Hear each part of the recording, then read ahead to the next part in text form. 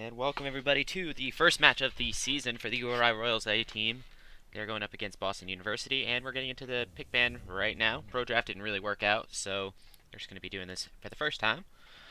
On the side of Boston University, they're going to be banning out Pike first, which is a very strong ban right now. He is scaling pretty well into the early game. And a Zach being picked on the side of URI for the first ban, and that is not surprising.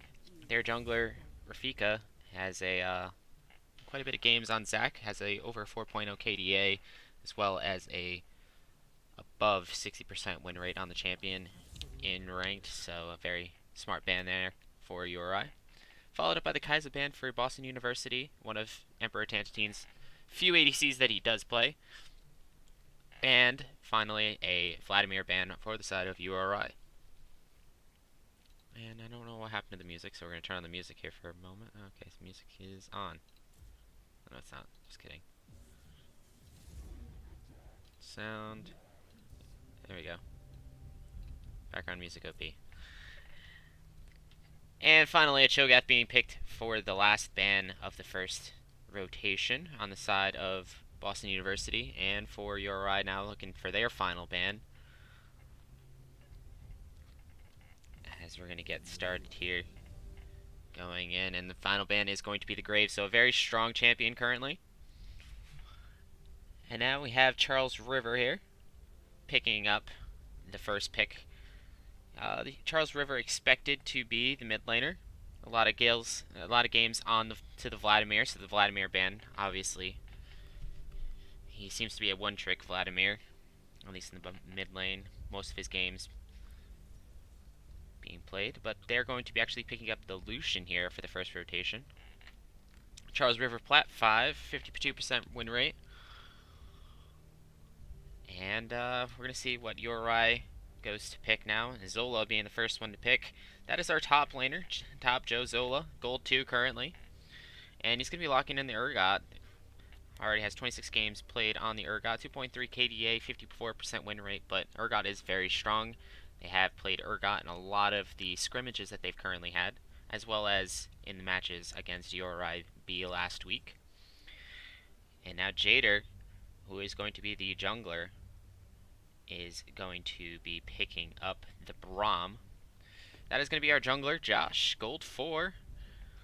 Obviously not picking the jungler, but is going to be flexing that Braum pick down towards the bot side. And now we have Rafika. Rafika's hovering over the Echo. And he's actually going to be locking in. Very expected there. Rafika has a 67% win rate on the Echo, 3.04 KDA. Plat 5 this season with a 63% win rate. Very respectable win rate for ranked. And then we have Ventus Air now picking up. He's hovering the Alistar. Alistar, a very strong champion. He's probably going to be the ADC, but he's going to be picking up the Alistar before the second round of bans come through. And finally, Dirty Boy Ryan, our mid laner for this year. He's going to be Plat 3, one-trick Zoe main. A lot of his other champions are in the other positions, so Irelia obviously in the top lane, Aatrox, Kayn in the jungle, Ahri again in the mid lane. And he's actually going to be picking up the Vars here, so the ADC is going to be picked up here for URI before the second round of bans come up.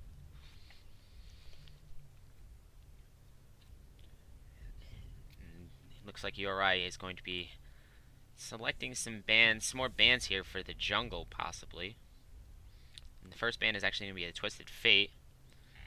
So if we take a look at their mid laner again, Ventus Air, we're seeing a lot of games on the Xerath, not too many games on that Twisted Fate. Irelia going to be banned here for the side of Boston University. And now you're really going to be picking their last ban, which is going to be the Kassadin. Very expected ban there. A lot of games being played for their mid laner on the side of URI, on the side of Boston University, excuse me. And finally, for Boston's last ban, probably going to be targeting a mid laner here. I wouldn't be too surprised if I saw a Zoe, but it's actually going to be the Ahri. So they're going to leave up to Zoe, and I wouldn't be too surprised if URI picks up a Zoe here. However, it would be a blind mid pick, and they might want to save that for the final pick of the rotation. And URI going to be possibly picking up the Olaf. Emperor Tantatine. Tanner, that is going to be your ADC. Platinum 1. And he's obviously going to be playing the Varus this game. Not one of his top 6 champions, but he is a very good player, and we can definitely see some spice coming out. Oh, wow, I had the desktop muted. Okay, cool.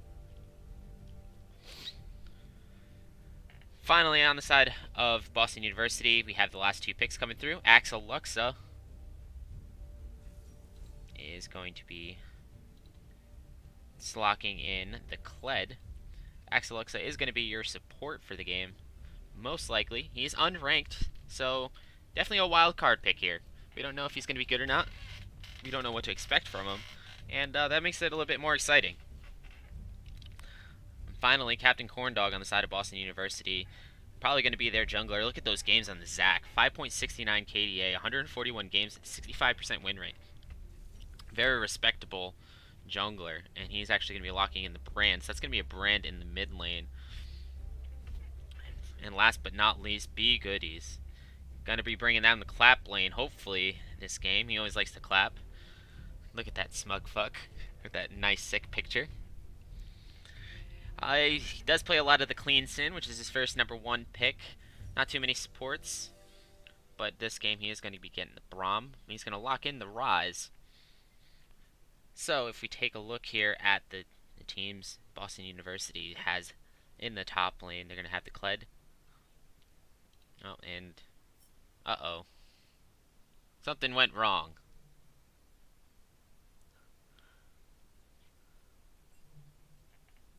And it's going to be interesting to see what the hell happened there. According to CSL rules, we are going to have to remake with the same exact picks and bans. I'm interested to see what's going on here.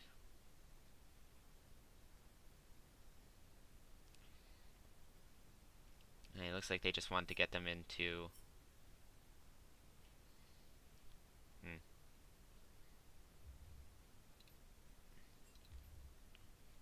This is all very interesting. I'm not sure exactly what's going on here. We're just going to leave Ben up there, because look at that smug fuck with his sunglasses. You know, I spent a solid 10 minutes looking for a decent picture of Ben, and this is the most decent picture I can come up with. This is the only thing that I could find that was age appropriate for the stream. I actually wanted to put a different picture on there where it looked like he was high as hell, but you know, drugs, kids, don't do drugs. And as everybody's once again aligning back into here, it's going to be the same picks and bans according to CSL rules once again. Alright, I think we've seen enough of Ben, so we'll get Ben out of there. Right, well, usually it's only a 3-minute window where we have to make up shit, but it looks like this is going to be like another 5-minute window where we have to make up shit. As once again, they're going to have to be banning and picking the same exact champions as before. So Mundo going to be the first ban on the side of Boston University. I don't remember who they exactly picked. Vladimir on the side of URI.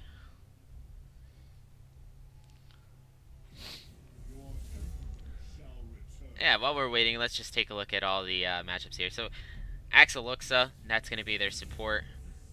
He is going to be playing the Alistar, not one of his top players, but that's okay. Rafika is going to be playing in the top lane. The top lane Echo, most likely, 67% win rate, 3.04 KDA, Plat 5. Captain Corndog is going to be your jungler, and a very respectable jungler he is, a 54% overall win rate. And very strong Zac, so that was one of their first bans, not the Anivia. Not sure why they banned out the Anivia, but whatever. Guess it doesn't matter. Ventus Air is going to be their ADC, and he's going to be playing the Lucian, I believe. 58% win rate and 12 games being played. Charles River is going to be playing in the mid lane. I thought they picked Cassidon. Pretty sure. No, the Cassidon was banned. But anyway, Charles River going to be playing in the mid lane.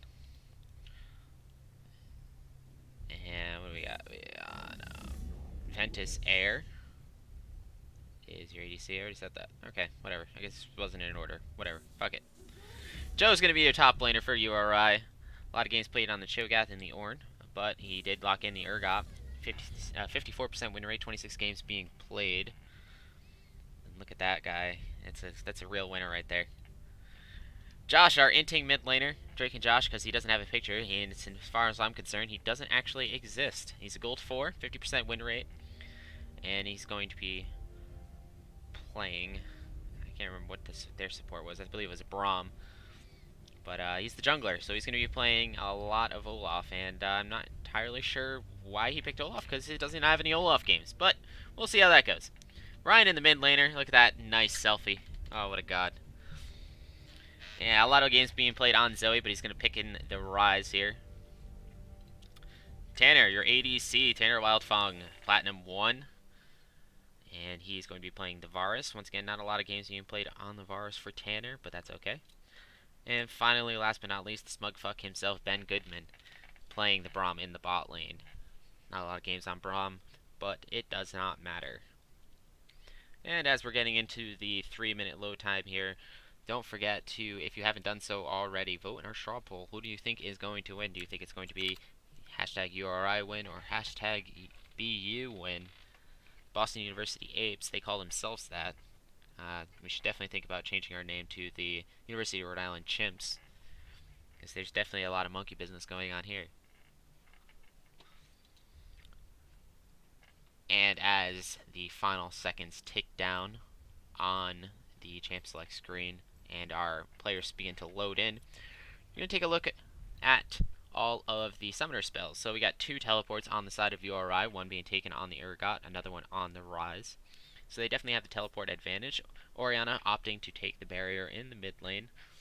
And down bot, both supports are taking Ignite, so it's going to be an aggressive bot lane. And that is actually not going to be Echo top lane. That's going to be an Echo jungler, which is really surprising. Kled up in the top lane. I expected Axeluxa to be the jungler and Rafika to be the top lane, but it was the other way around. And people are messaging me, and I don't know why they're messaging me, because I told them that I was busy. But, right. Anyway, I'm going to take a quick break. I'll be back to you as soon as the game begins. Until then, enjoy the music and enjoy the 3-minute delay.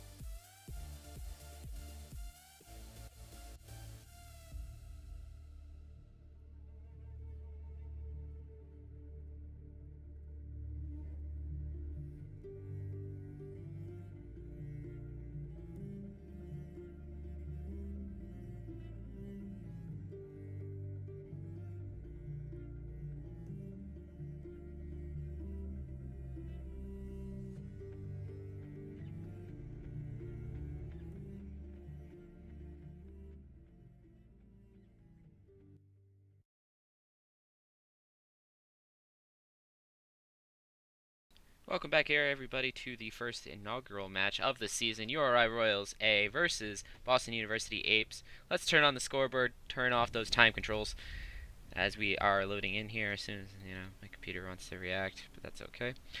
Alright, put your bets in the chat also whether or not we will see a pause. Which are one of the reasons why we're not actually loading in here is possibly because we have already received a pause. Still, nothing seems to be working. I don't know, not sure why. Anytime. Hello?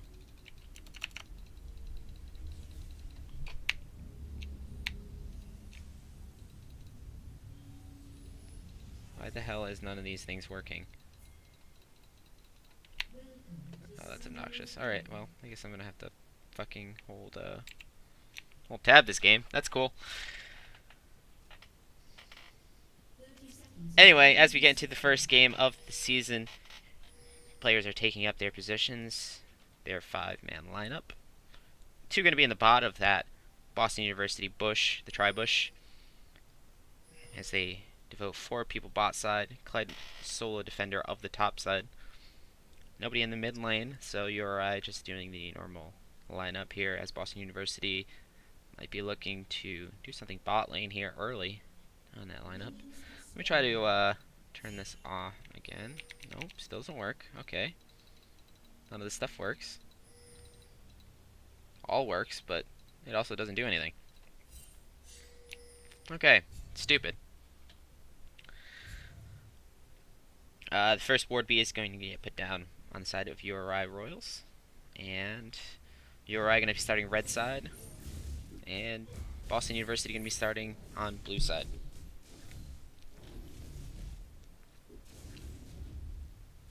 And not a whole lot. Both sides are going to be taking the red buff at the same time. Oh, the red buff being pulled out quite a bit before he's able to rotate down towards those raptors. And already we're seeing that Ventus Air missed his first 3 CS, only picked up 1 of the 3. It's actually short another one, so already a lot of missed CS on the side of Boston University. The Lucian in the bot lane. Emperor Tantatine picked up the perfect 6. Press O. Okay, pal, now tell me how to get rid of the time controls. Because that worked. Alright, some good skirmishing going on up here in the top lane. Axeluxa already losing a little bit of health. Lands a bear trap on a rope. Not going to go through, though. And so far the map is really quiet. Olaf picking up the first Scuttle Crab of the game. Oh no, it's actually going to be the Echo picking up the Scuttle Crab before the Olaf is able to. However, Olaf did steal the blue buff from Boston University. So, well played there. Right, so the time control option doesn't work. Do you see? I'm clicking it. Nothing's happening. This whole fucking thing is dead. This thing doesn't work. What do you want me to do, John? Good damage being put onto Axeluxa by the Urgot in the top lane. Urgot, a bully already up, double CS. Going to be missing a lot there just by the size of the minion wave itself. Echo now realizing that his blue buff was stolen. And bot lane got the pressure up, already back down to Boston University's tower. As we're taking a look at the CS leads for this early part of the game, see URI either making it even or slightly up. However, Boston University about the same in gold overall, so the jungler is making up the difference. URI now up 100 gold, so the difference is very small as they pick up these waves. Waves crashing up in the top lane. Bear trap and a rope goes down again, and he's actually going to be able to complete that. He goes in. He's going to lose Skarl, and now it's just a duel. Zola taking a lot of damage here. Zola might actually have to go down. Both are wasted spell at the flash. Kled now going in, and that's going to be first blood on the side of Boston University. Kled picking up the first kill.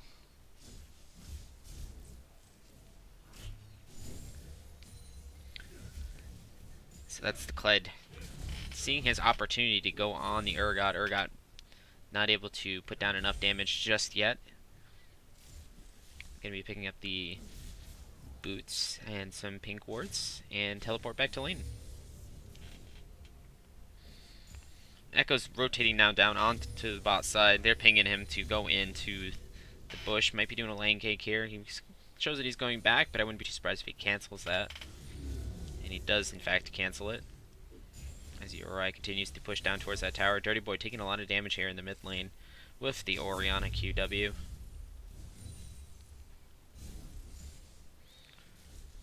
And looking at the CS difference now, we're seeing a bit of an extension in the bot lane. Tanner picking up a wave, keeping URI's gold lead down to just about 100 to 200. Some good damage there put on to Be Goodies. Captain Corndog taking the Braum stacks, one stack away from him, the stun, but doesn't really matter. Stun goes out, does a little bit of damage, but nothing to write home about. And now we see the Predator coming in here from the Olaf. Olaf going all in. There's no flash on either side. The smite goes down on him. Solo with a good flip, and it might be Axel Luxa here in a little bit of danger. Kled goes down, and that's going to be URI's first kill, possibly. The flash having to be used there from Josh Jader. And now we're seeing a full all-in here by the bot lane of Boston University. Good damage put onto Emperor Tantatine, but Braum now getting off those stack procs. Ventus Air, the Ignite goes down. Is the Q going to hit? It does. Will it be enough to kill him? Braum having to use his flash to finish off. That was the last tick of it. And now they're turning on to Alistar. Alistar, one tick away. The stun goes down. But it looks like Aftershock is going to keep it alive now. Rafika in a little bit of trouble in the mid lane. Rafika is having to go out. The flash goes down. Dirty Boy misses his Q, but picks it up with the auto attack. And that's going to be another kill picked up for the side of URI. So they're going to take that 3 kills to 1. And they're going to take the gold lead now by 1,000. Very well played there from URI. A little bit sloppy, though, in the mid lane. A lot of flashes being wasted there. And if you look all up and down the board, only Charles River has the flash left. Hex flashes both on Ben Goodies, Be Goodies, and Captain Corndog in the bot lane. The Braum is not good, so definitely an unnecessary flash there, I think. Rafika pulls out his thing. He sees that the red buff's still up, and he's going to face check that bush. He picks up the buff, but Rafika going to be taking a lot of damage, and that's kill over to the side of URI. Dirty Boy picking up the kill and the red buff. Boston University tries to collapse, but it's a little bit too late. The Orianna ult goes out, and it misses wide. So URI there going to pick up the buff. They're going to pick up a kill, and they're going to take off that impactful Orianna ultimate for the time being. So URI definitely taking the advantage here. Up now 1,000 and a little bit extra. Alistar might be setting up a flank here. They got vision in the river. Decides to fall back. Bear Trap on a rope goes down again. Not able to pull him back in. And another skirmish here, but Solo a little bit tankier now with those ninja tabbies. So he's not going to be taking nearly as much damage as he did prior. The Phage being the first item picked up for the Kled. And a good CS lead now in the top side of about 10. Tanner did lose his CS lead in the bot lane. Now just about even. And a small CS lead in the mid lane for the side of Boston University. But Raz is going to be picking up that last little minion wave. And now that he has priority, he might be looking to rotate down bot. Going to be spotted out by that pink ward in the mid river. And as he goes back into lane, he's going to be having that Echo on the other side, spotted out by the ward. So he's going to fall off there. Rise taking the safe way out, safe way around. The map is quiet once again, as both sides just opt to farm, strengthen up. Echo still floating around that mid lane. Only the golems are up.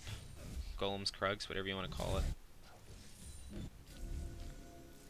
Vision is going to be traded back to Boston University with that pink ward.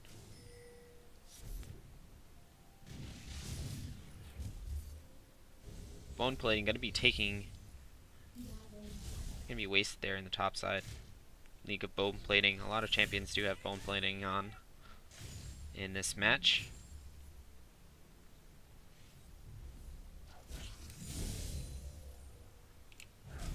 Just taking a look at the gold. Where is the gold sitting currently? And all the gold is on the Rise, actually, in the mid lane. 3,400 gold. And also a decent portion of that is on the Olaf, so they're both up respectively in their lanes, about 500 gold each. Bot lane's about dead even. The Hex Flash goes out there, but it's not going to catch anybody. So, Be Good is just wasting his Hex Flash, but it's up in, 6 seconds or something like that, so not much of a difference whether or not it hit. Everybody is now level 6, so we should start seeing some engages here. Predator is up for the Olaf. Both sides trying to trade here. If you look at Herald almost being taken here by Jader. Solo taking the Herald now. And the lack of vision from Boston University makes that free. So that's a Herald picked up for the side of URI, and now they have a useful tool for trying to get a First Blood Tower here. And actually, if you look up, that might be Jader going to be possibly using the Herald here, and he is. He's going to drop the Herald. We're going to keep it locked on him here, see what they do in the top lane. And Bear Trap on a rope, going to be missing there. And now Zola and Jader look at this tower. Charges in, it's going to take the tower, and now they're looking onto Axel Luxa. Already locked down. Going to be having some decent follow-up damage, and the final ultimate from the Urgot is going to take the kill. So that's a kill on the side of URI, and I like that it still has the animation of the chains, even in spectator mode. Rift Herald now looking onto the secondary tower. Takes another big chunk. Rafiko, the only one to defend. He has his ultimate up. Unable to hit the backside of that Herald, though, so far. He is going to pop the ultimate there. Pretty low on health to kill it. But nothing comes out past the first hit. So URI extends their gold lead now to just about 2,500 gold. As they start to look at the map, say, where's the next objective? Mountain Drake is up in the bot side. Good vision on both sides, though, in that river. Both have a pink ward. Seeing 2 boards being placed now on the side of Boston University. Alistar tries to force Braum off that pink ward, and he is able to save it. The lack of vision in their jungle prevents it from being taken. Braum just walks back in, and he takes it, so...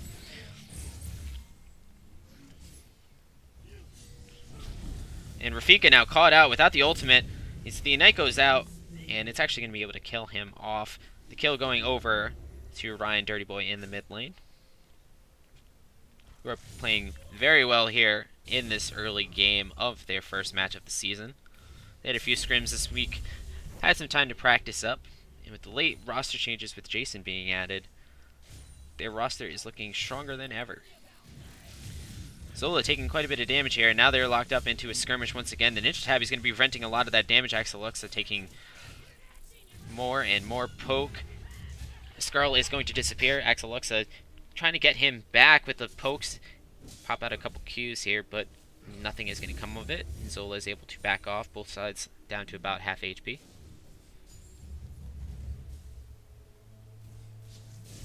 Not sure what the music is about. I'm actually a little spooked. What is up with this music? Is my client just haunted?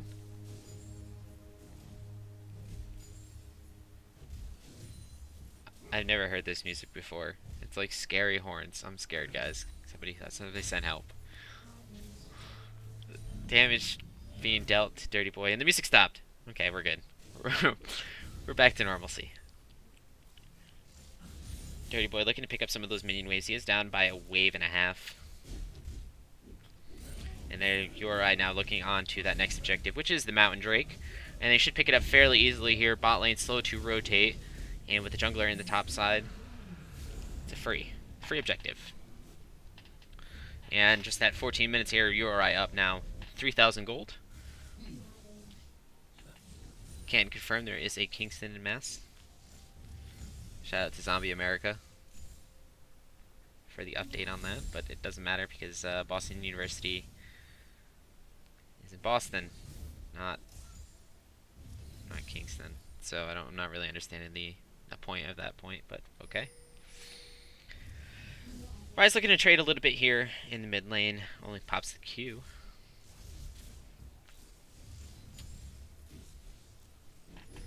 And both sides are going to be picking up some more buffs in the jungle. And not much else is going on.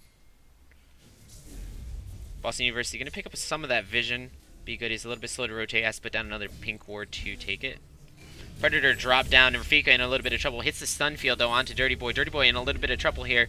Oriana's ult isn't going to find anybody. Dirty Boy is going to fall now. Olaf being chased by 3. Still unstoppable. Flash goes out from Jader just to escape, just in case the Olaf were to ground pound and then headbutt him back into the team. And that might be URI trading over their first tower to Boston University, but Urgot now coming into the mid lane. Teleport goes out. That's Kled coming in. Zola is able to get over the wall in time. And URI still looking at this bottom tower. Lucian, in the desperate attempt, tries to block the take of the tower. Braum Shield will have none of that. And URI gets another tower in the bot lane. Very good objectives control so far of this match for URI, picking up almost every objective.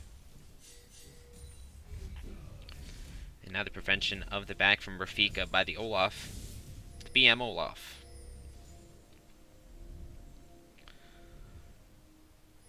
No wards on the side. Olaf is going to see the Alistar. And now they're going to actually rotate down here. They have 4 down towards the bot side compared to the 1 that they see. Now they're seeing 3. So it's a 3v4 currently in the bot lane.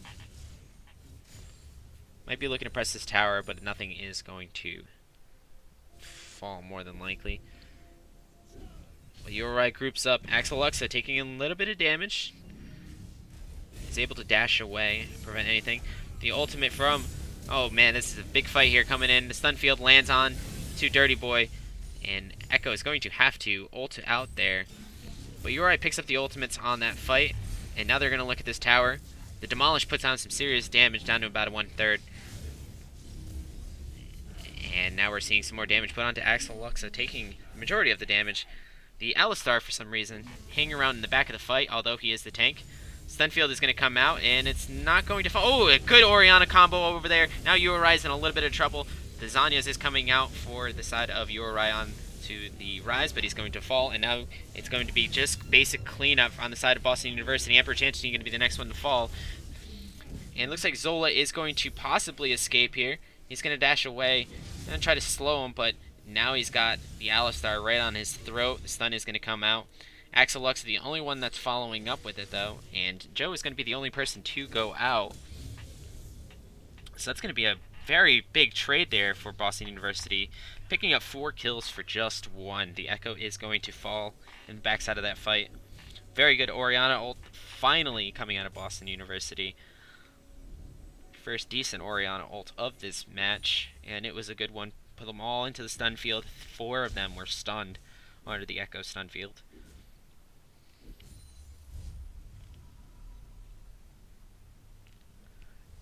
URI is not just the big trap house. I'm not sure who told you that. Trap houses are usually fun, and URI is not really that fun.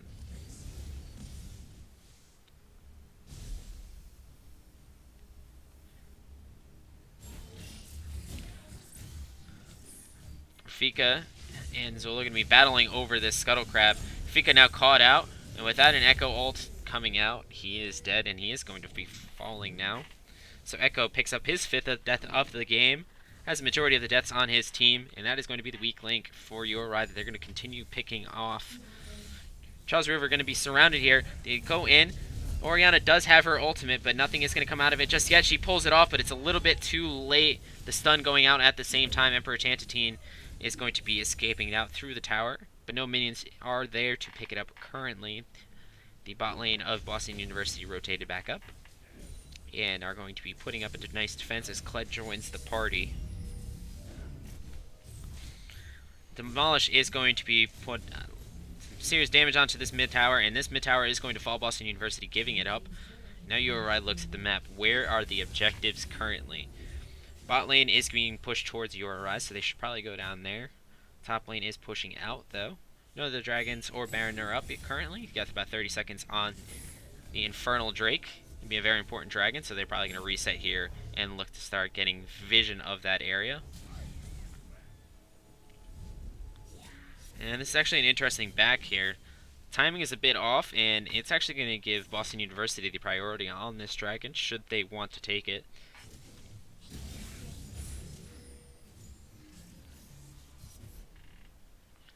Now URI starts looking on to the mid lane, which is currently going to be taken here by Boston University.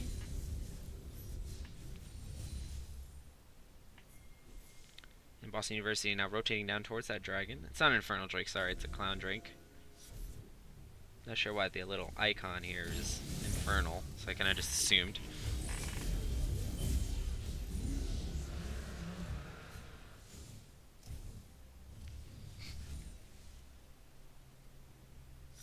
Yeah, it's a very slow game so far. Only a few exciting skirmishes. Nothing too crazy. Taking this game very slow, very calculated. The Echo Stunfield is going to find 3. The Orianna ult is going to find 4. Now URI going to be taken down here underneath their own tower as they turn back on. The Echo is going to be ulting out.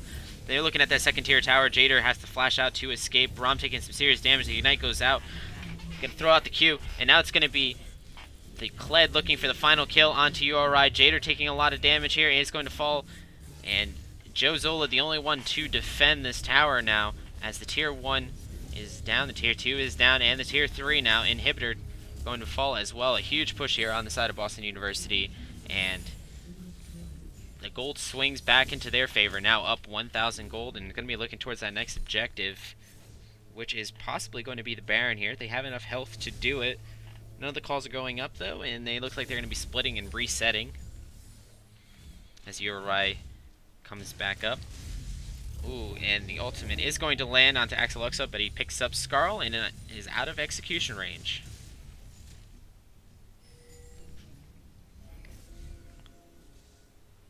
You're right, constant getting caught by those Orianna Echo ultis. They continue getting picked out. They're looking to clear vision of this Baron pit. Boston University has no vision. They're going to spot 3, though, with that scrying plant from Uri. Captain Corndog being sped up here to be able to plant down the pink ward. The pink ward is now planted. Uri has the advantage here. They go in. The Hex Flash goes out from B Goodies. Not a good Hex Flash at all. Predator goes out. The Orianna ult is going to stop whatever push they've had. They're no longer caught out as the rest of Boston University comes through the jungle. Still vision in the favor of Uri. And the Gromp is going to be stolen here from the Jader. I don't know about that anymore. They have a very good roster, but it's a very questionable plays here. They're staying too grouped up for Orianna to get off her stun field, or for Echo to get off his stun field and the ultimate. Now Be Good, he's caught out, has to ult, but it doesn't look like he might be able to escape here. The stun field is going to go out. Is it going to catch anybody? Rafika unable to catch anybody this time. Orianna does not have her ultimate yet either. And that's going to be Zola taking the entirety of Lucian's ultimate. As Uri kind of backs off the fight, regroups, and ensures that Boston University isn't going to take any more kills from them. Super Minions is rolling down, though. So they head to the other bush. Another stun field going to be coming out, and it's going to actually catch Zola. Urgot taking a lot of damage. Kled comes out, Be Goodies. And it's going to be Skarl and taking the death, as he has the whole backline isolated. Rafika out there with the huge dash in is going to die for his efforts after taking one. Emperor Chantis team now left alone on the side of Uri. Zola going to be struggling to get out here. Ryan has them pincered in, though. Ventus Air chasing down Zola currently. And Dirty Boy just wants to get in there to be able to finish him off. And that's actually going to be Joe picking him off. Now Captain Corndog going to be the last one to fall, and that's an ace on the side of URI. So a huge gold swing again, now this time in favor of URI. So we've seen both the Apes, the Chimps, and this was a Monkey Fest like I had predicted.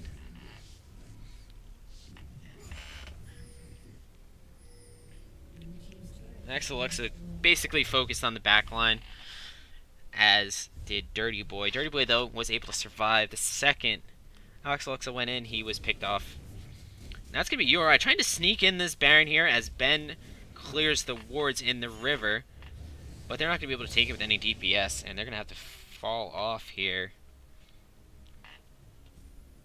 So URI really does want the Baron. They have good vision for the Baron, but there's just a single ward just outside of range of the Baron Pink.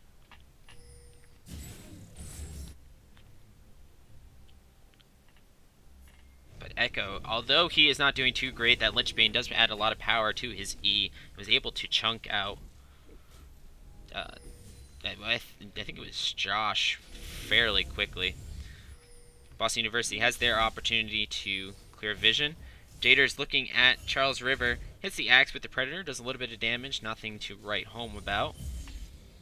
As Yorai starts rotating up, Kled is still down in that bot lane, but Boston University has a huge wave down there that it is going to take that tier 1 tower. Boston University has the good macro control in the bot lane prior to just losing that tower to poor macro play. It's the ball currently in Boston University's court. Looking to clear up that last tier 1 tower in the top side. Olaf, the only one that's in position to defend. The rest of the team is going to have the slow rotation. Josh is going to try to solo defend here. And he's actually able to do so.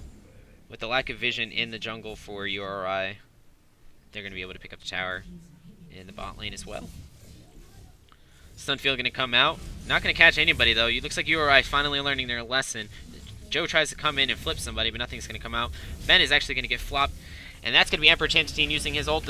And another Orianna ult, catching 3. Braum blows up almost immediately. The teleport comes out on the side of URI. Eureka's being picked up, and now we're seeing both teleports now being picked up for the top lanes. Top lanes are going to join the fight here. Axel going to come in. He's going to try to chase down Jader. He's unable to land the bear trap on a rope. The flash out from Jader, and now the slow. He's going to be in a little bit of trouble here. Has the flash over the wall himself. So that's both summoners being used now by the top lanes. Zola, the only person that has his teleport currently up. Might have to use it for that bot lane. Dirty Boy putting down a lot of damage on Ventus Air, but Ventus Air able to escape. He has his team right around the corner. Rafika, no ult. So he dies before being able to put down any type of serious damage. I would agree that this is a very good match so far. Both of them are very equally matched. Not sure if that's a good thing or a bad thing. Captain Corndog now caught out. Dirty Boy going to be trying to pick up some damage. Not much is going to come out of it. They're going to knock him down both to about half health. Gives them Baron priority. Mountain Drake number 2 is spawning now. Uri in the position to take it. Alistar wants that pink ward, but the Urgot will not allow him to have that. And Uri starts turning towards mid lane as the wave of pressure swings in their favor. Slow pushing bot lane is going to set up a good Baron here in a couple minutes. Unless Boston University is able to respond. Stunfield comes out, not going to catch anybody. Uri has learned their lesson with that at least. But all ultimates are up on the side of Uri. Still waiting on the ultimate for the Kled in the top lane. Both sides now looking for their next mark. The inhibitor is up. And in the meantime, Uri going to reset, pick up that blue buff. They picked up the second Mountain Drake as well. And now the pain is being put onto this Baron. Baron might decide on the match entirely. Sunfield goes out, not going to catch anybody yet again. Good wave clear for for Boston University rather. From the Echo. Once again, the map is quiet as both sides waiting for their next mistake. Finally, URI sees that pink ward that's been sitting in Pixel Bush for literally a day and a half. Lucian down in the bot lane, resetting that bot wave. Not resetting it properly, I don't believe. Let's take a look here just this quick second. Oh, it actually is going to be a very slow push there for the side of Boston University. So that wave is going to cause problems for URI unless they're able to reset it. Boston University going to be clear vision. Dirty Boy looking to possibly catch somebody out here. Nothing's going to catch. The Orianna ult misses, and that's going to be huge now for URI. URI has the pressure to possibly take this Baron without the Orianna ult, or at least pressure it enough to make Boston University slip up here. A disaster on the side of Boston University, losing that Orion ult. The only thing possibly keeping them in this game. Charles River gonna poke out Dirty Boy down to half health, down to a little bit more. Dirty Boy in a lot of trouble. Pops the Seraph's Embrace and is allowed to escape there, but he got caught out. And as the time ticks, Oriana now, half the cooldown is done on her ultimate. Kled is gonna go in knowing that the Rise is pretty weak. The ultimate from Emperor Tantine comes out. Zola is the target number 1. Ben trying to kite them back. Joe is going to be the first one to fall. Dirty Boy unable to reset. Ventus Air putting down the full ultimate onto the Braum. Braum is now going to fall, and that's 2 down now on the side of URI. Boston University going to be looking at this inhibitor probably. And they might actually be able to take the inhibitor and rotate now towards Baron. The Baron pinks are being put down. URI does have very good vision right now on the Baron, so they will be able to see this coming, but it will be a 3v5 Baron steal attempt. Rafika picking up the red buff for Boston University. And they're going to use the Scrying Orb here to pick up any remaining stuff. And the Baron is now started, and we're looking at the ticker here on the Baron. It's at 10,000 health currently. URI is surrounding the Baron, and they might be able to force them off here, actually. The Orion ult is only going to catch 1. Dirty Boy is caught. The stun field goes out. That Captain Corndog taking a lot of damage here from the Baron. Baron is stopped. The teleport comes in now, and Jola. And here we go. URI looking for the attack. And that's going to be Rafika having to pull his ultimate. A good ultimate, though, onto Dirty Boy. He can get him to get blown up there. And now URI has the advantage to go in. The ultimate from Urgot is going to miss. Axeluxa is able to escape. Both sides trying to get out now. Ventus Air putting out another devastating ultimate onto URI. But look at Be Good. He's coming in here from the back line. Urgot is going to fall down. And now Axeluxa, this next one to fall. Jader taking a lot of damage. He's got that burn damage as well. A good ultimate onto Oriana. Oriana has no mana. She's going to fall here for sure. And she's actually possibly going to be escaping. No, Emperor Tantine says no, and he's going to pick up the kill here. But look at this wave currently crashing onto URI's base. That is going to at least kill one of the towers. And they're actually not even going back here at all. Very questionable back. Jader taking a lot of damage here from the Baron. He might actually fall, and still their towers are going to fall. Now URI going to be left here with the open nexus. The fail of the macro play to come back into the base and save the towers. That tower is actually going to be barely alive. That's going to be the only thing keeping URI alive here in this game, possibly. The opportunity for Baron basically destroyed. They allowed the mid-wave to collect up. And although they won the fight, they definitely lost the trade. Boston University picking up their first Nexus Tower kill, and very close to a second Nexus Tower kill as well.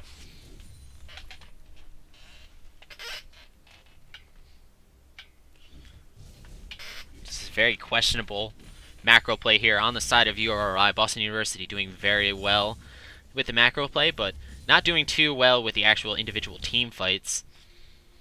URI going to be looking to swarm around this Baron. Have to keep that mid-wave in check, though. Lucian going to be probably sticking with it and splitting. He's being pinged out because he might be caught here alone in the mid lane. Cooper 3 is there to clear vision of the Baron. Rise set up the bot lane to slow push towards Boston University. And now URI has the advantage once again in this Baron situation. Both sides playing around Baron a lot, knowing that the Baron will probably decide the game for whoever takes it.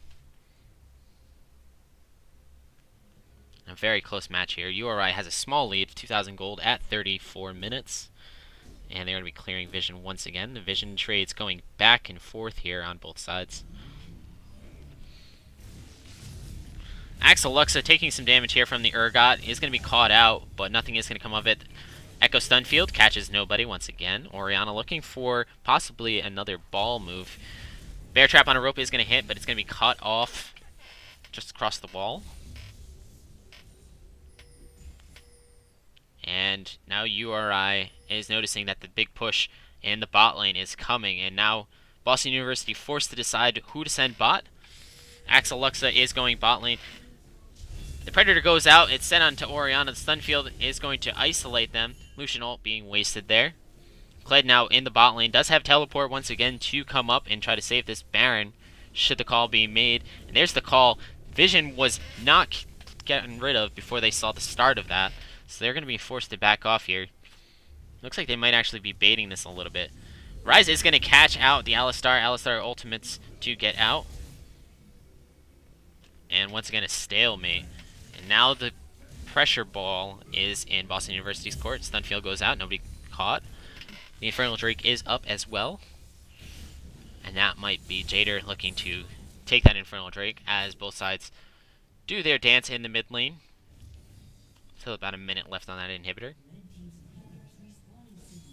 As I say that, it says it's coming up, so about 30 seconds. Good Alistar headbutt catches 3. Emperor Tantatine trying to force off Axel Luxa, and he's actually might be able to fall here, but nothing's going to come out of it. The Orianna ult is going to catch 2. Zola going to be the first one to fall in that fight. Now Rafika and Jader both fighting over it, and URI is actually in big trouble here. And that's going to be Emperor Tantatine falling, and now URI is aced. So this is going to be devastating for URI. Boston University going to be probably looking to end this game. Nexus health is low, or Nexus tower health is low, so they don't really need minions to take it. The Alistar can simply tank the tower shots himself, and that actually might be game 1 finished here, going over to URI. Going over to Boston University, excuse me, and actually it is going to be. The next person up, 10 seconds is Ben, but it's not going to be enough. URI loses game 1, Boston University picks up the game 1. So a devastating catch out there. Alistar with a nice headbutt, able to pick up 3, and then the rest of the team just essentially peels them away. So, at the end of the first match, Boston University now up 1-0. Let's take a look at those damage charts. I have an inkling suspicion that Orianna's going to be taking the win here. And it's actually going to be Lucian putting out enough damage on those ultimates to barely take the damage lead. On the side of URI is Emperor Tantatine, Tanner in the bot lane, picking up most of the damage. Urgot doing a sizable amount himself. Unfortunately, though, URI does fall to game 1. This is a best of 3 series, so we will be right back and as we start game 2. Hang in there, and hopefully URI will win the next one.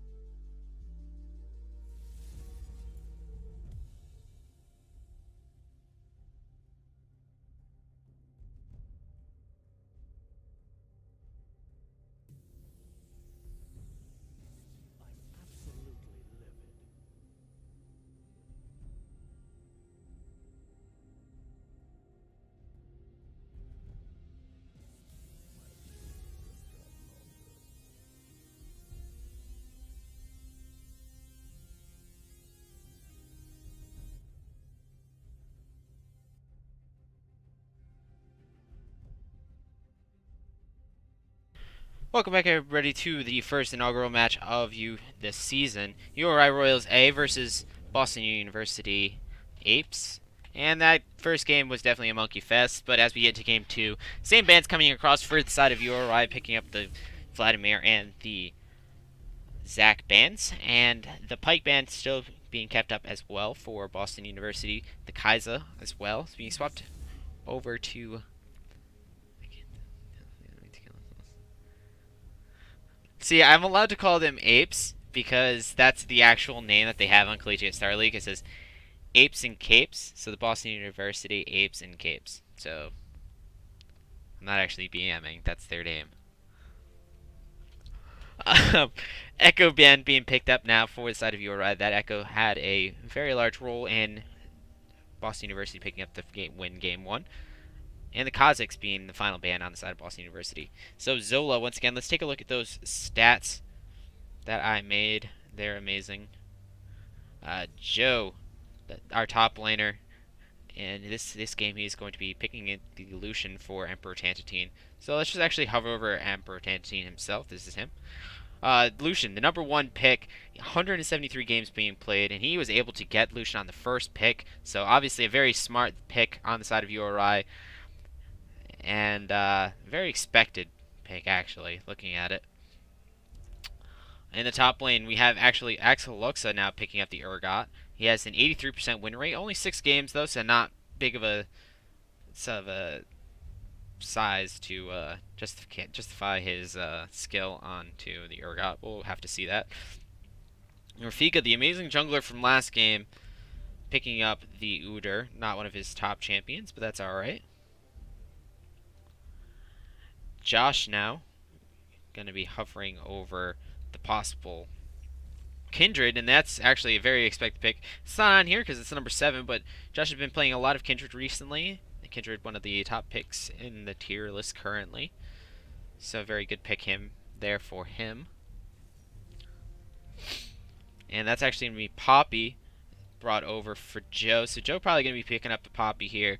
Not too many Poppy games on his resume, but that's alright because Poppy, a very strong champion, very tanky champion, does very well against the Urgot.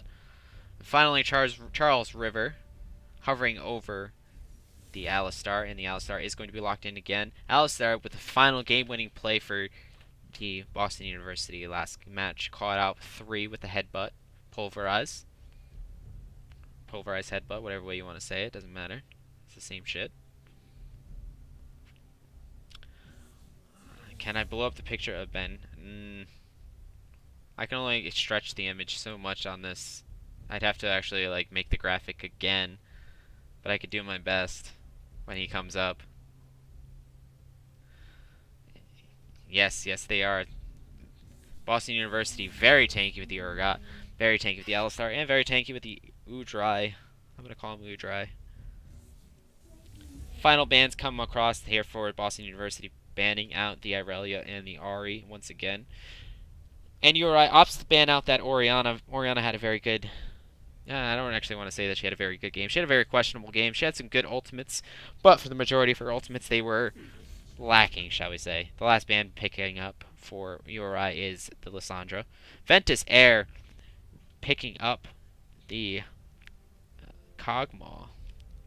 Let's see if I can find his stats here. Here they are.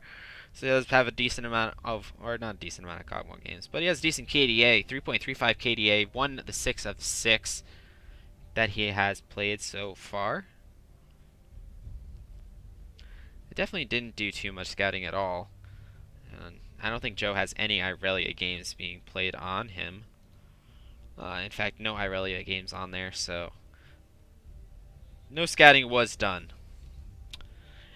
And that's going to be Dirty Boy picking up the LeBlanc here. So Ryan, never seen his LeBlanc before. This is actually an unexpected pick. Look at that guy. Look at that selfie setup. This is the picture that he opted to send me for this. He knew what this was for. Everybody else didn't really have a choice.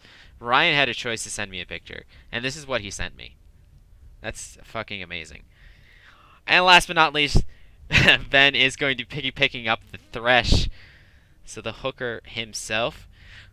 We need fucking Drew in here to do his hook call. Hooker. Okay. And be goodies. Let me blow up that picture as much as I can. Look at that. Look at that champion. Oh, what a god. So there's Ben. Oh, what a legend. Anyway, I gotta zoom this out. This is getting excessive. There's something wrong with this. Anyway. Oh well. Oh, okay. That just got really tiny. Oh no. What is going on? All right. Anyway, Ben Ben picking up the thresh, and the last pick picked up for Charles River is the Casa win. So Charles River has a decent amount of casting games, but look at that, 36% win rate and a very subpar KDA. So we have to see what what's going to be happening here with Charles River in the mid lane.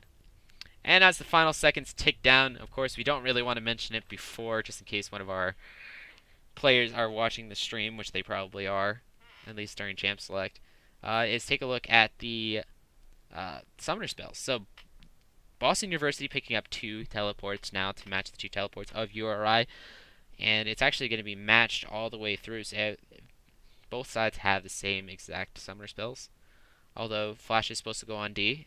F is not for Flash. D is for Flash. If you put Flash on F, you're wrong. And honestly, URI has a timer put on this game.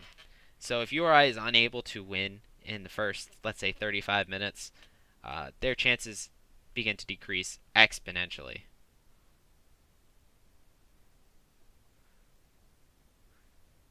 So the URI has to stop making as many mistakes as they had last game, and kind of the same thing for Boston University. They were called out a lot. Rafika called out constantly. At least if he gets caught out this game, he's not playing a squish champion like Echo. He's playing Udyr, so he has a little bit more tankiness. Kassadin doesn't have to worry about missing ult because his ult is literally just a dash. If you miss a dash, you shouldn't play Kassadin, I guess. I don't know. Really hard to miss those. Alistar just has to keep doing what he's doing, and then the Kog'Maw. I'm not really sure how I like the Kog'Maw pick. Not a lot of DPS, especially early game. So Lucian being stolen away, Emperor Tantine having his main champion.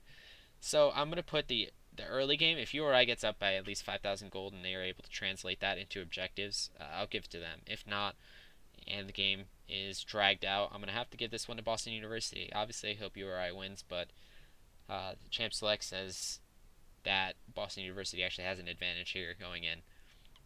So as we wait down the last minute of the game, we're just going to turn back on the music and wait for the game to load in. Thanks for watching, guys. If you haven't done so already, please follow this channel for all your URI Royals games. Next week we'll have a URI Royals B game probably being scheduled to be streamed, so there's that. And I'll see you guys in a couple minutes.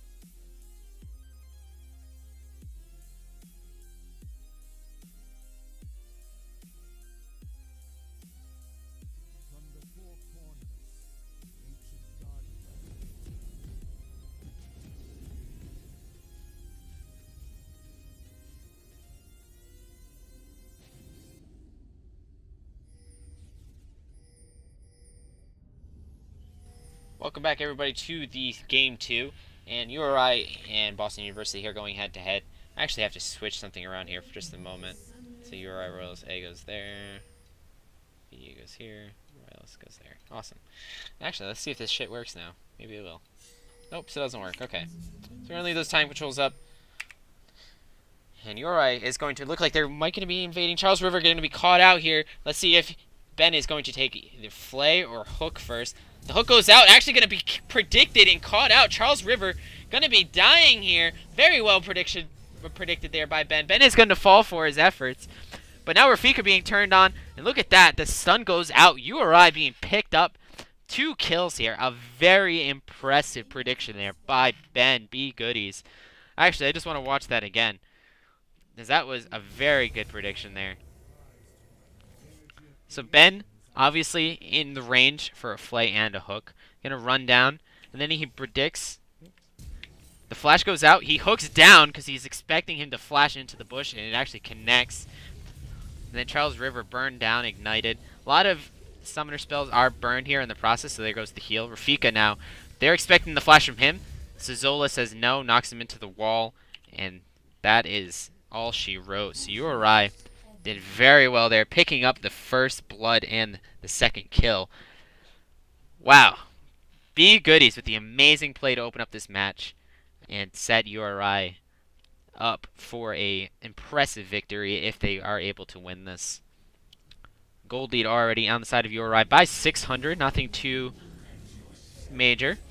But Emperor Tantine, the kills on him. He has the gold lead going into this game now. Opts not to go back and pick up anything else. Both sides are going to be sliding towards the bot side. It doesn't matter if Ben was smurfing, because this is in JV2. You can literally be any rank, so I mean, smurfing wouldn't really actually make a difference.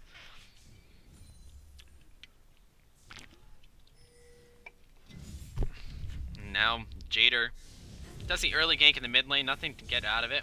The chain actually lands, and Charles River taking a bit of damage, knocked down to about half health. He does pick up a potion, then the refillable potion.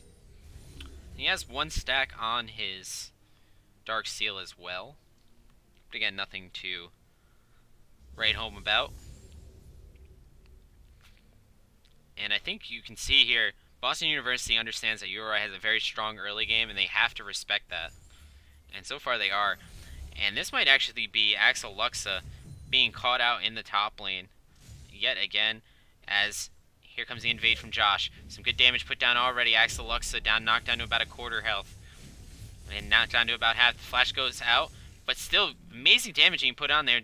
Josh might actually be trying to dive here, but the Udyr is going to respond, and now Udyr spotting out Jader in the tri-bush. Both sides are forced to back off here. So some good damage, forced out the flash, and that's going to be the TP probably coming back from the Urgot. Although Urgot's wave is pushed, so he might be able to get back in there in time with just the normal run it down. Dirty Boy catches out Rafika. Rafika is able to steal the Herald, but now taking a bit of damage, knocked down to about half health. The chain might be trying to come out here in just a second. Doesn't come off cooldown in time. He's able to escape. Actually, that's Josh picking up the scuttle. Looked like it was stolen away, but it wasn't. So URI translating their 500 gold advantage to almost 1,000 now at the 4-minute mark. Trying a whole different strategy and doing very well. So far, at least. And Axel Luxa going to be knocked up against the wall. Jader coming in. There's no flash to save him this time, and he is actually going to be falling. Kindred put that stack on him just before, and that's going to be a Kindred stack going over on the side of URI, picking up yet another kill. Jader 2-0 already at the 4-minute mark. And URI doing what they need to do to end this game fast.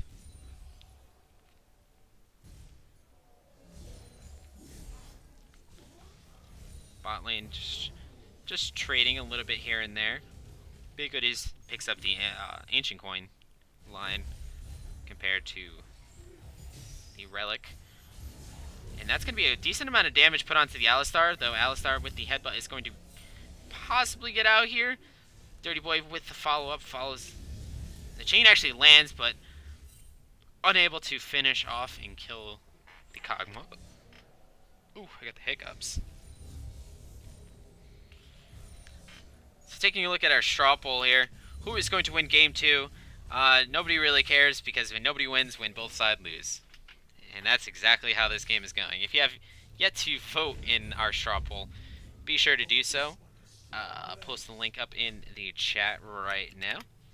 So be sure to vote in our straw poll. Who is going to win game 2? Do you think it's going to be Boston University Apes, URI Chimps, or nobody wins when both sides lose? Jader now fighting the Alistar in a 1v1 battle. Decent damage being pointed out by the Alistar. The Sun and the Ignite goes out. Jader in a little bit of trouble. The Lantern comes out.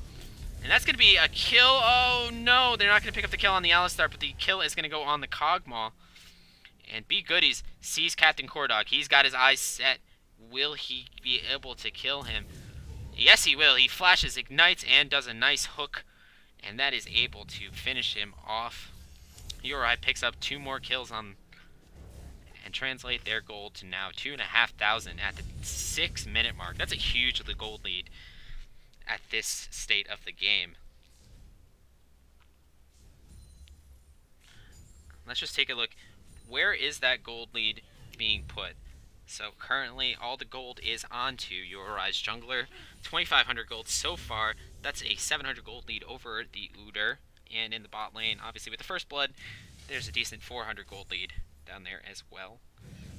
Thresh has a very massive gold lead himself of 500 over the Mukau Alistar. So as the game continues to tick on, will URI be able to translate their early game success into late game victory? Now URI Chimp's actually the favorite to win this match. Axeluxa putting a decent amount of damage onto Zola, but nothing comes of it. Zola might be opting to buy the Ninja Tabbies again. But for now, nothing is done. What folly it is to snatch our marks. And the stack is going to be taken away by the Udyr in the top side of the jungle.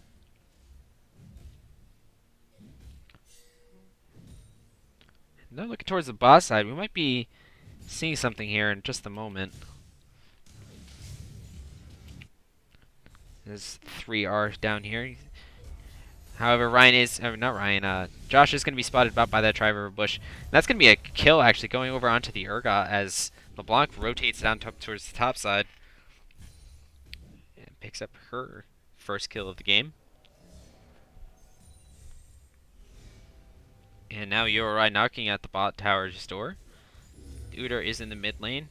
Thought LeBlanc would take the more dangerous route, but she takes the safe route and is able to get to mid lane. And that's actually the first Infernal Drake going over on the side of URI. Josh able to pick it up. And now we might actually see a little bit of a skirmish here for this stack as Udyr comes down. And it's not going to go over to Josh. Josh not being able to pick up the stack. Might be in a little bit of trouble as well. Be Goodies hits the hook. Nothing is going to come up of it. Just yet, at least. Jader goes in yet again.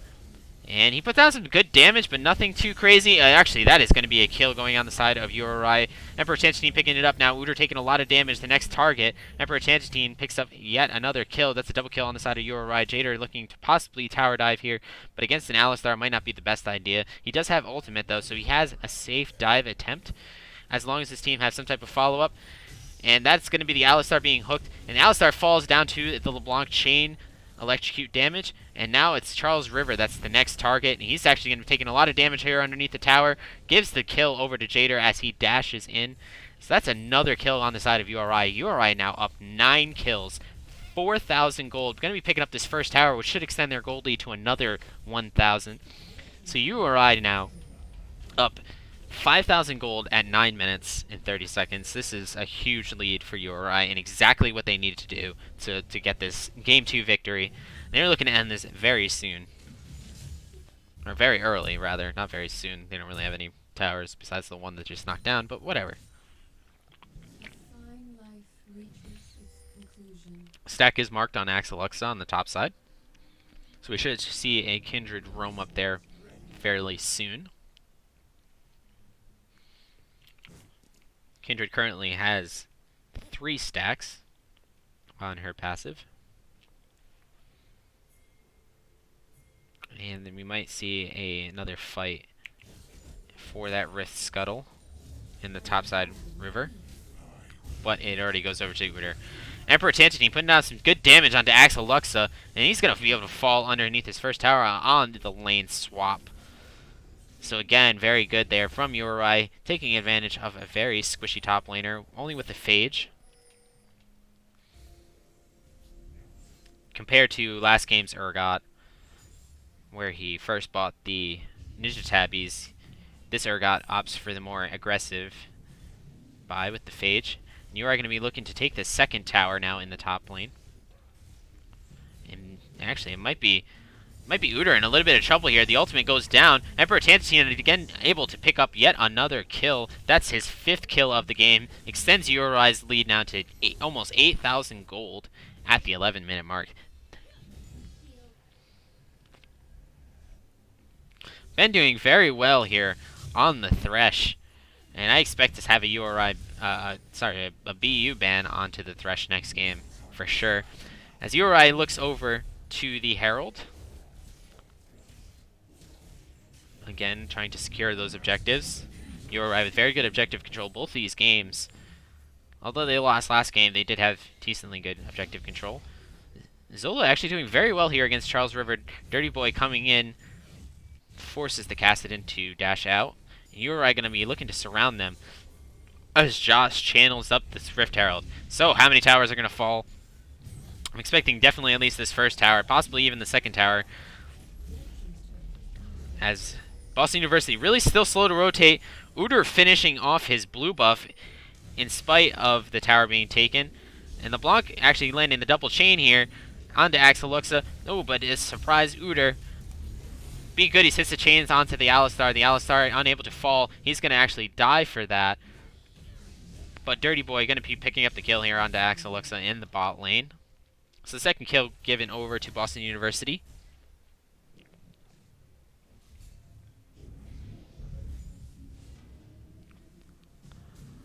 Wait, Urgot doesn't have a keystone. Urgot doesn't have a rune page on. Unless it's just broken on my thing. Okay, it doesn't show when you're dead. Urgot has pressed the attack. Okay, interesting.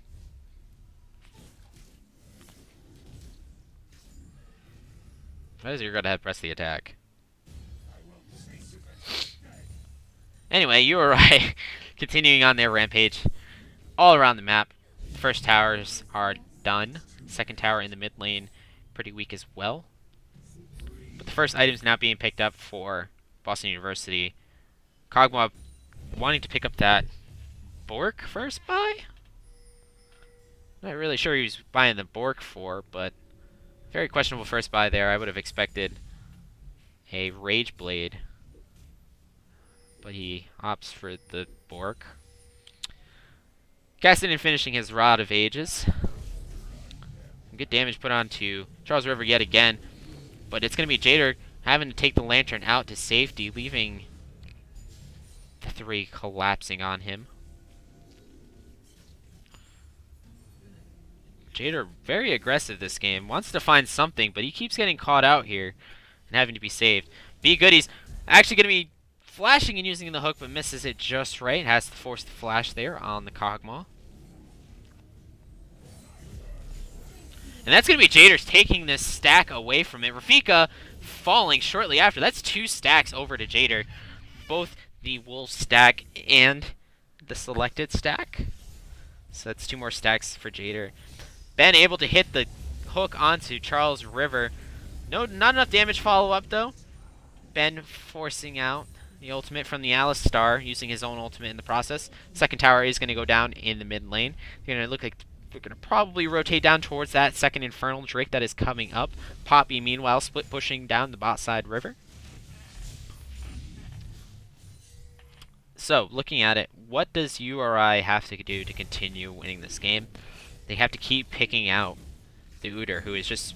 The Udyr and the Urgot are both getting caught out far too frequently. And Ben is getting caught out, but he's decently tanky. He has both a death currently on the game. Everybody else unkillable, it appears. And it looks like they might be trying to do a cheese strategy here in this bush. Not going to catch anybody, though, as Boston University is all going back anyways. And as we round the 15-minute mark, URI now up 9,000 gold.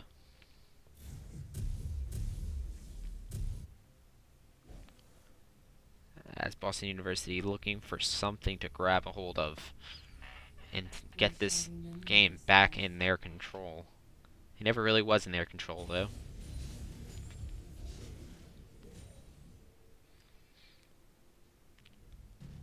Fika just clearing his camps as best as he can. Clears another stack away from the Kindred.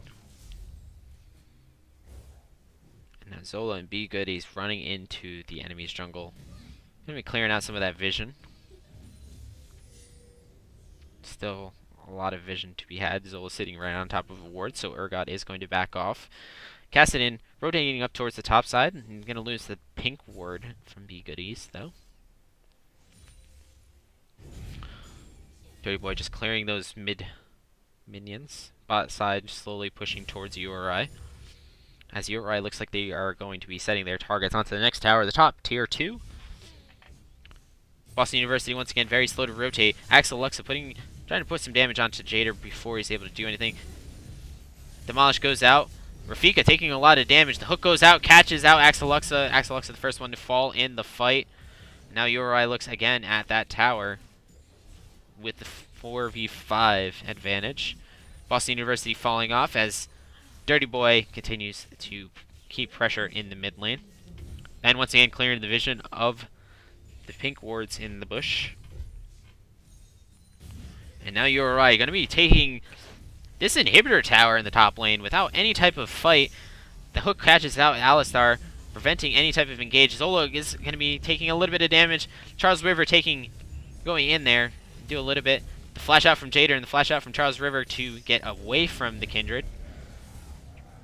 Alistar forced to pop his ultimate after the hook. And URI unable to finish off this inhibitor, though they're trying. And Jader knocked out there by the Alistar. Alistar has the pop. He pops the stopwatch. Oh, another good hook there by B Goodies. A very long range, max range hook. Rafika is able to pick up a kill on the Kindred. Kindred is going to die for her first time. Thresh dying for his third time. But URI is able to pick up their inhibitor. Ooh, Joe misses his ultimate on everybody.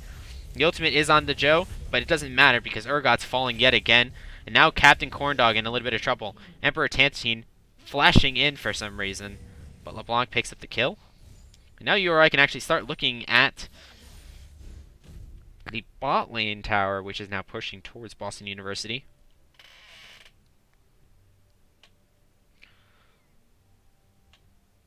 I think the gold lead isn't as high because neither team is really focusing on farm anymore. URI hasn't picked up too much farm. At the 18-minute mark, they should be about 30, 40 CS from where they are right now. And the CS leads aren't that great across the map. I mean, you have a 20 CS lead in just about every lane. Mid lane's actually losing in CS, so I think CS is where they're losing most of their gold. But still, at the 19-minute mark, up 12,000 gold. Jader steals the blue buff away from the Udyr. Eternal twilight calls for you. But Udyr denies the stack away from Jader. So unfortunate there for URI, but unfortunate as well for Boston University. Still struggling to get into this game. And this game is all B Goodies. Some amazing hooks coming out of him. Some amazing plays coming out of him. As URI starts to look down towards this bot side with the big wave beginning to crash now on the tower. The tower is actually going to fall without the help of Demolish. So the Demolish is saved and can be used on the inhibitor towers. Kassadin just across the wall, looking to possibly get a pick on here. Uri pressuring two lanes at once. The hook catches out Charles River. Charles River ults out. And now we have two inhibitor towers being pressured at once. Bot lane is going to be the first one to fall, and as they turn onto that inhibitor, Uri a little bit slow to react here, though, on the bot side. Hook goes out, not going to find anybody. Charles River taking some more damage from Jader. Captain Corndog being caught out here, and he's going to be able to fall almost immediately to Dirty Boy Ryan. And Uri might be looking to end this game here. 20-minute mark, Kindred ult comes out. Going to save nobody. Nobody was really in danger of dying in the first place. But that's going to be the game being over here. Just at the 20-minute mark, they have the minions to end it. Rafika being knocked back into his base. The GG's already coming up on the side of Boston University. Uri taking this game very decidedly. And we're going to have a game 3 here in just a moment as Uri takes game 2 in a decidingly fashion. Very well played there from Uri. Very little mistakes to capitalize on from Boston University. So this game was all Uri, and Uri played very well. And as we look at the damage charts once again, we see Kindred, almost 16,000 gold, has almost the combined damage of the enemy team. Very good game there. As we get into game number 3, we'll be right back. Hang tight and go URI.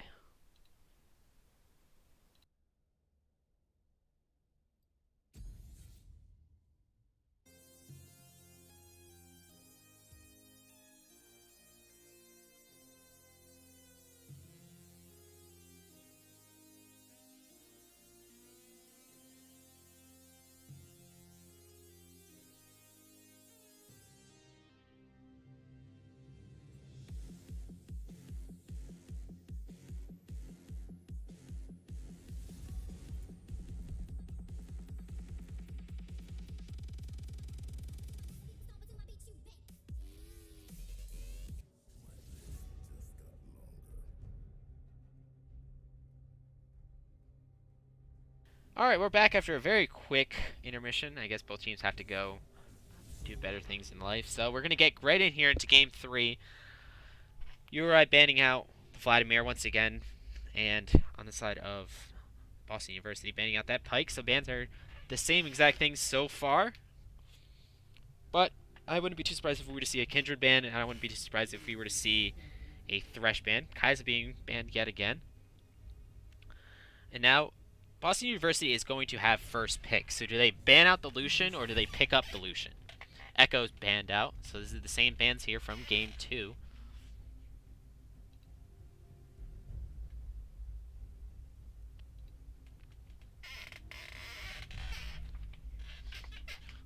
Jason's not going to be playing because we're not going to waste this substitution on Jason. That doesn't make any sense.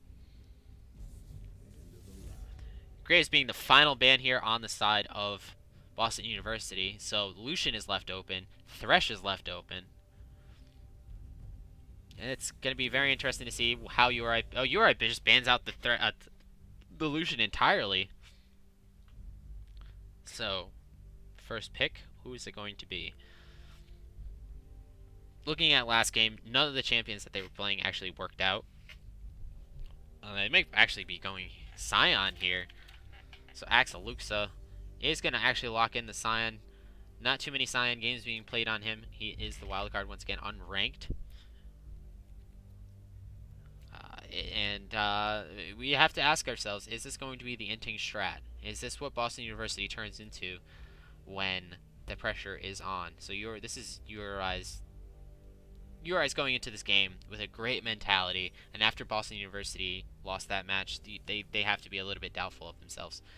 Poppy once again being locked in, and the Kindred again for URI. Why change something if it works? So Joe is going to be going up to Poppy once again. Here he is. What a champion. 55% win rate. And Josh in the jungle. His 7th most champion being played, so just outside of those stats there. But very good on this Kindred last game. Not too many stacks, but that's alright. And that's going to be Rafika locking in the Xin Zhao.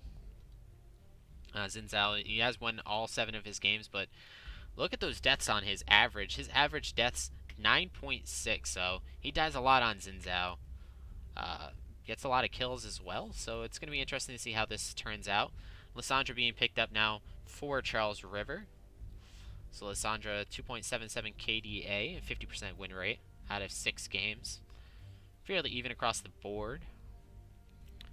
Uri did waste the ban, or did use a ban on the mid laner last game on the Lysandra. And Dirty Boy looking to possibly hover up this Orianna, and he's going to take it. So Ryan picks up the Orianna here. No Orianna games posted once again. Let's take a look at his amazing picture that he put. He gave us his picture. I didn't choose it. I asked for a picture, and this is what he gave us. What a god. So the next ban comes out is the Alistar. Alistar, the only person that has been giving URI consistent trouble in all of these matches. So he's going to be banned out here. Again, we have the possibility of Thresh bans coming out. Rakan going to be the first ban, though, for Boston University. So you have to ask yourself, who is the pocket pick for Ben right now? Ben's got a pocket pick in, and he's waiting for it. Twitch is the final ban for URI. I'm still expecting a Thresh ban. And there's the Thresh ban.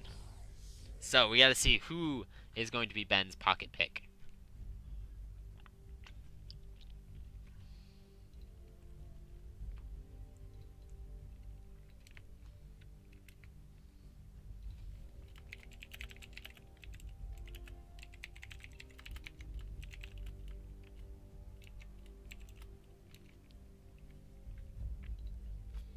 And that's actually going to be Kog'Maw picked up now for Emperor Tantatine.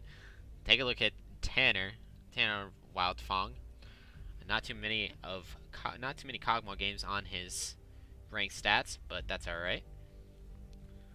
Maybe he'll be building Kog'Maw correctly and going the Rageblade first buy rather than the Bork.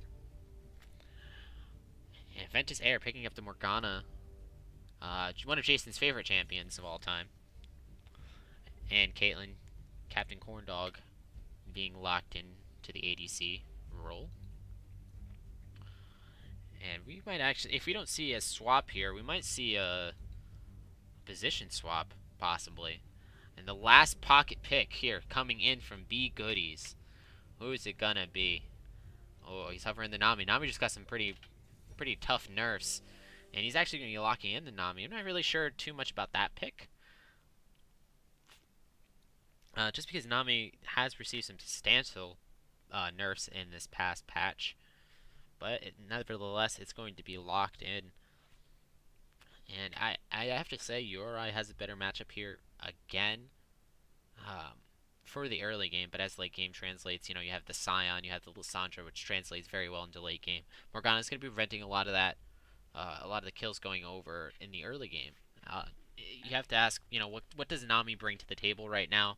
Her healing is still pretty decent, but I don't think it's going to be enough. Kog'Maw, if he's able to scale into late game, he's going to do pretty well. It's Kindred, very powerful, Orianna, very powerful, and Poppy, very powerful. So, URI doesn't necessarily have a timer on this game, but they have to get an advantage as soon as they can in order to scale like they did last game. And now that the Champ Select timer is over, we'll take a look at the Summoner spell. So 2 teleports now for for Boston University, excuse me, one on Lysandra and one on Scion. So they have the teleport advantage going into Game 3.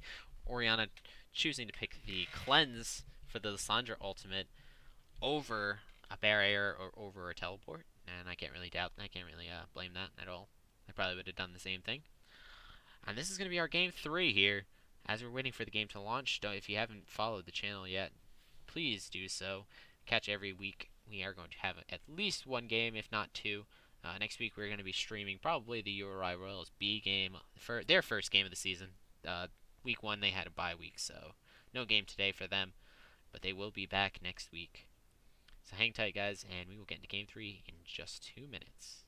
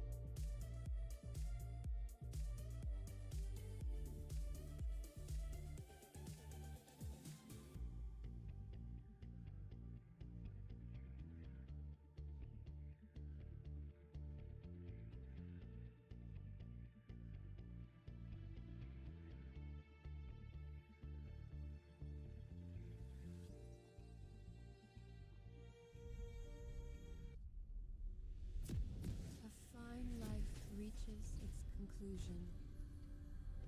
Welcome back, everybody, to Game 3 of the URI Royals versus Boston University. As we get into Game 3 here, this is going to be the take-all, win-all. URI looks like they're going to be pinging again to line up and doing another invade, spicy invade, and Boston University now lining up to defend it. Or possibly invade themselves. They're stacked up. They might be expecting a Dark Binding here. A Dark Binding invade to come in. Boston University, though, falling back. Thank you, Cogmaw. And you're just going to continue staying stacked here in this bush as they begin to fan out now as well. And looks like they're just going to be nothing exciting early like last game. Alexa does see Joe in the mid lane. They don't know that he's there still. The first ward of the game is going to go out though, prevent that invade possibly from the Urgot. I mean, not the Urgot, the Scion. The Scion int buff take. And both sides are once again going to be starting their red buff, which is just like the initial game, game 1. And we're in here. Jader picks up his buff just a little bit after Xin Zhao picks up his. But Xin Zhao's racing towards his blue buff. We might see a little bit of an interaction here between these two. That's Jader going over to the blue buff. But look just around the corner, Rafika picking up these wolves. Might be trying to get a little bit of vision here, but he's not going to be able to possibly see it until it's a little bit too late. Jader very close to killing this blue buff. Rafika here going to be taking the blast cone in. Oh, he does blast cone a little bit over to the side. But Jader is going to be spotted out, and he's going to be starting to be picked off. He forced the flash there. Dirty Boy does follow up. So some good teamwork coordination there. Lissandra being a little bit slow to rotate. Misses out the Q and the W. Dirty Boy in a little bit of trouble. Xin Zhao already going in. Dirty Boy forced the flash out here. Jader doing his best to kite him off. And that's going to be first blood going over to the side of Rafika. And he gets his buff back. Very cocky there for the side of URI.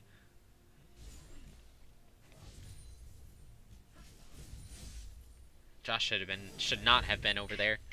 He overstayed, trying to take over that scuttle. Gave Lissandra the amount of time that she needed to properly rotate over. And first blood goes over to Boston University. Dirty Boy, not too much damage. Opts for the corrupting potion over the Doran's ring. Joe taking a little bit of damage himself from the Scion. And actually, oh, the fight is turned here. Axel Luxa taking a lot of damage there from that Q. Joe opts not to continue going in. Oh, excuse me. And so both sides force off a little bit there. Both sides have a corrupting potion as well. Captain Corndog taking a little bit of damage. Joe now possibly looking for the kill in the top lane, but can't really find it with the large minion wave that was there. Final stack of corrupting potion taken for Scion. And the bot lane continues trading damage over and over again. Joe taking yet another Q. Teleport is being used by Lissandra going mid. Dirty Boy down to about a third of health. No mana as well. Xin Zhao is in the mid to rotate around that. But he's going to get a good back here. Right on a cannon wave. And right on a... or not a cannon wave. Right on a wave, though, regardless, as his wave was pushed in. So he's not going to lose too many minions off that. Be good, he's taking some damage there. Throws a couple W's, try to heal him up. Bounces. Get some lucky bounces on there.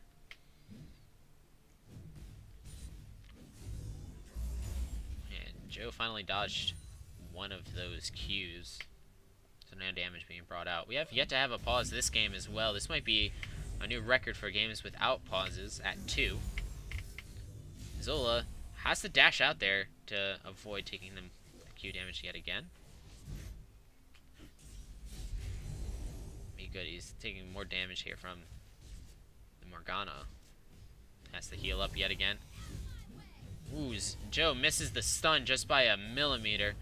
Takes some damage. Joe's actually going to be in trouble. The shield explodes. He is going to keep him alive, just barely. He's going to have to back here and use his teleport to get back into lane now. More than likely. Actually, Joe's healing up quite a bit, so he's going to use his last corrupting potion stack as well. And now Jader catches out Axel Luxa. Axel Luxa slammed against the wall, and that's going to be a kill traded over for URI. That's going right over to Jader, picking up his first stack of the game. The Dark Binding catches out the Nami, but it doesn't matter. Oh, Nami's actually taking a little bit of damage there. Oh, caught out yet again by another trap. The flash to get off that stack. B Goodies, the MVP of last game, gave up a very dumb kill there to the Caitlyn. And now Jader caught out in the river.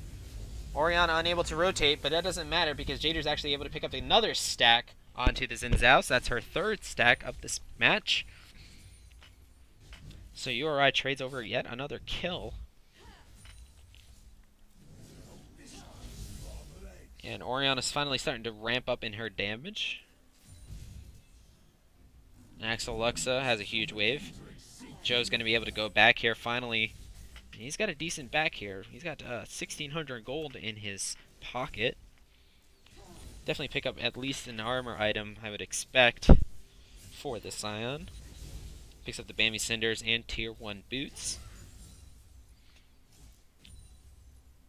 And Dirty Boy going to be going back as well. Kog'Maw yet to go back in the bot lane. Finally doing so. Daddy's going to have enough gold for anything too. If he decides to go for the Berserker's Greaves and a dagger. Be good, he's looking towards the mid lane. Charles River is going to dash out with his E. Nothing is going to come of it. But top lane, once again, in a little bit of trouble. Sion does have his ultimate, so they are going to have to block it when he uses it. And there's his ultimate going to be used right there. But Poppy's able to stop it, and Axel Luxa going to fall again. No stack given over this time. But that's going to be another kill on the side of URI. Top lane is getting camped, and it doesn't look like Boston University really cares too much. This is the third game that this has happened, and no response yet from them. Dark Binding goes out and misses. Be Good, he's going to be landing a good bubble onto the Caitlyn. The ultimate goes out, but the Black Shield prevents any real damage from being dropped. And that's going to be B Goodies picking up the kill there on the Caitlyn. Corndog now in some trouble. The slow goes out. She doesn't have Black Shield. The Flash is able to save her from the artillery barrage from the Kog'Maw. But URI picks up another 2 kills on that trade. And they extend their gold lead now. Or extend into the gold lead, should I say. And they're right back into this game. Another close game. Rafika, though, in the top side. Poppy is going to stop the dash from going too far in. Rafika forced to back off. He doesn't have vision inside that tri-bush. Doesn't know who's hiding there. Meanwhile, bot lane, they are going to be taking the first dragon of the game, a Mountain Drake. Should go over fairly easy, with Xin Zhao being spotted up in the top lane. Jader 2 kills already on him. Poppy going to be picking up her ninja tabbies on her back. So she should have a decent advantage. Both sides have Bambi Cinder. Fika tries to invade, but Orianna's waiting for him. Able to pick up the majority of those minions. Not minions, the Raptors. She's able to pick up the majority of the Raptors. Not too much gold traded over to Boston University. And Kaylin is actually going to be the next target. They spot the Lissandra and the Xin Zhao rotating over. Nami starts to come up over towards the top. Some good trading up top as well. So Jader puts down some damage onto Ventus Air. Ventus Air, oh, Pop actually has to drop the ultimate here in order to survive. Oh, he's actually going to miss the flash there as well. Rafika going to go all in and dive here. Nami Wave comes out, stops Charles River from actually doing anything, but URI is going to fall here. The only person going down is Rafika. So that's a 3-for-1 trade now on the side of URI. Caitlyn going to be pressuring that bot tower. Charles River does have a decent ultimate, but once again, that Black Shield is going to prevent Ventus Air from taking any real damage. Joe trying to trade over something on the top side, but unable to do so.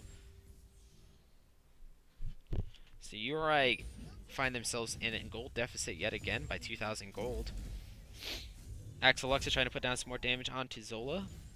Bone plating is going to reduce a lot of that damage, though.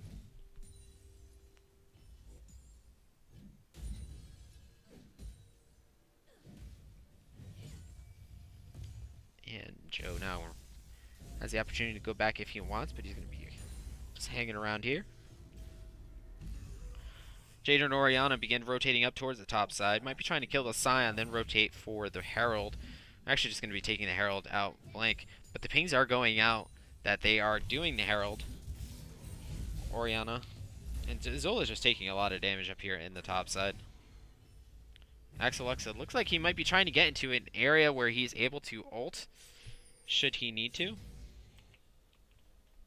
Herald is decently low, but it's going to be forced to reset here. Axeluxa all out of mana, having it back here as well.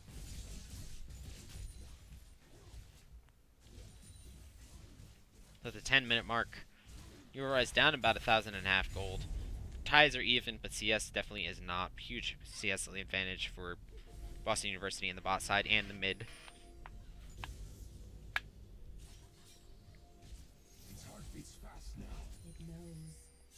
The stack is going to change. It looks like they're going to be putting it onto the Scion in the top lane. Scion pretty low. Still without any mana. You can expect some type of gank coming in here in just a moment. Poppy going to be trying to rotate around.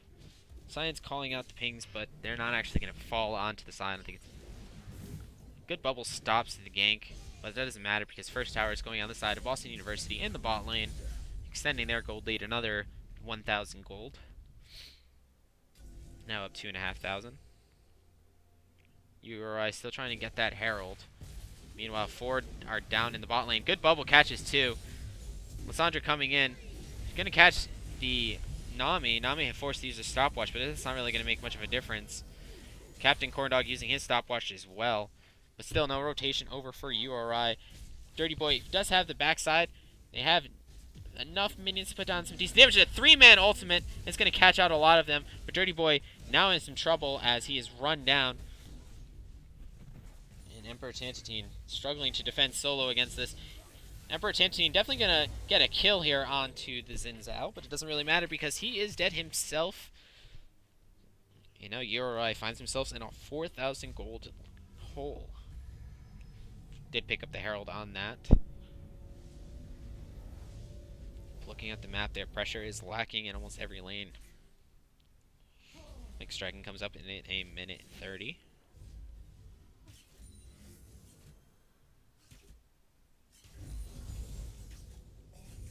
And Jader just hanging around the top side. And it looks like bot lane is going to roam up here. Probably expecting that Herald to be used fairly soon. Scion does have his ultimate as well. I think possibly be looking for a kill here. Morgana going to be spotted out by the pink boards in the top side. Going to plant one of her own and clear out some vision. Nami starts rotating up towards the top side as well. Josh does back off here. Goes back. Finishes up his jungle item as well as first health item. Be good, he's caught out here. Scion ult goes, misses Emperor Tantine, but Emperor Tantine caught out under the tower yet again by himself. He's getting low here. Caitlyn just poking him down slowly, and he falls. Now URI looking to probably pick up the pieces here. And they're able to pick up some of the pieces, and they're actually going to be able to pick up more pieces than they think. That's a triple kill going to go over here for Jader. And so the gold lead, once again, swings on the side of URI, cuts their gold deficit in half. Jader picking up 3 kills there. So he's got some good gold going back on his next back. And in addition, they have the Herald, which they're popping right this second. And they're going to be using that top side. Definitely going to get at least 1 tower, possibly even 2. Although, unlikely. The rotation's already starting to come down from the Morgana, the Lissandra, and the Caitlyn all coming back up. Xin Zhao just over the wall. They definitely want to get at least the Herald to do the base damage to the tower. And it's not. Ooh, caught mid-dash, so just one tower taken from the Herald. Not enough. The dragon is alive. It's an Ocean Drake. Uri in the area has the first take. The Xin Zhao starting to rotate down towards the bot, though. And the Kindred still up in the top side, so they don't have the smite there. This might actually be a dragon going down for Boston University, just on the poor rotation of Josh, the jungler. And that is going to be their Ocean Drake, relatively uncontested. Ben tries to come in here, though. Try to take something. Bubble hits, but it's not enough. So that's Boston University picking up their Ocean Drake. Josh still sitting on a lot of gold. He's got 2,200 now stacked up in his pocket. Gonna be going back. This should be a good buy for him. And bot lane slowly getting picked off here from Boston University. As soon as the minions are gone, though, it's stopped. Ooh, a good headshot there, doing 400 damage to the Orianna. They really have to be careful about stepping in those. And another 400 damage goes over to Orianna. The heal only heals 250. Kindred back in the fight. Finishes off her Black Cleaver. And we might be starting to see an Orianna engage here shortly. Balls on Poppy. And that's all they're waiting for, is the play from the Orianna. Black Shield saves only one. Who do they save? Some good damage on there onto Rafika. Possible bone plating with the Luden's Echo.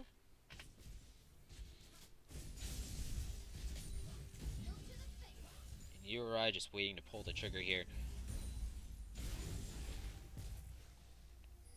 Sandra now split up in the bot lane. Uri pings her out, so they either have two choices. They can either match it, or they can try to get a decent engage here. Pick up a kill.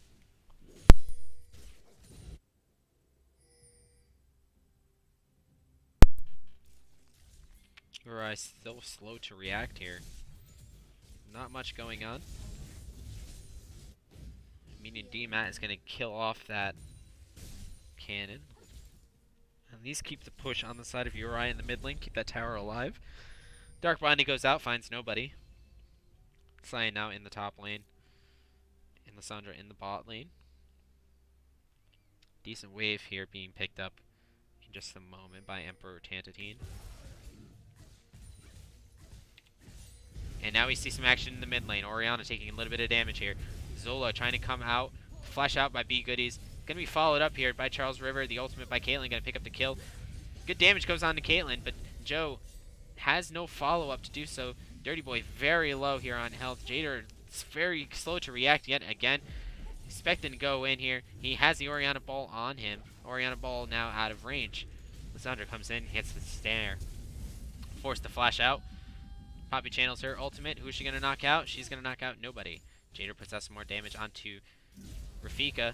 Jader takes damage, though, from the Caitlyn trap. Ultimate coming in from Cyan. Hits nobody. Dirty Boy forced to flash out yet again. The Poppy will keep him off. Dirty Boy in danger close here. And going to be taking a little bit more damage. But there should be a kill over for Dirty Boy if he's able to finish him. And he is. If that Q would have hit, Dirty Boy would be dead. Alexa going to be turning onto the tower here, possibly, and decides not to at the last moment. Uri picks up a kill, but now we see Charles River engaging once again on the URI. Emperor Tantatine has the peel this time. Forces Charles River to go off. Jader turning around, wanting to fight. He has his ultimate to go in. Orianna still holding her ultimate. She needs to use that to engage, but she's not. Poppy takes the Dark Binding. Not too much damage because it's Poppy. Rafika catches off B Goodies, knocks over the rest of the team. His ultimate is going to prevent him from dying. Double knock away. And that's going to be a Kindred ult, and a very good Kindred ult, keeping the entirety of URI alive. Charles River going to be falling here in just a moment. Caitlyn ult catches out Nami. Nobody wants to take the bullet for the support. Oh, and a good dodge there by Jader. The headshot never goes out. And Jader taking some more damage here in just a moment. They're going to have to back off. Emperor Tantatine's artillery barrage finds nobody. Alexa taking more damage here. Both sides being forced to fall off. Uri cuts their gold deficit to 2,000 again before both sides Say, hey, you know what, we've had enough. So let's just go back and buy, reset.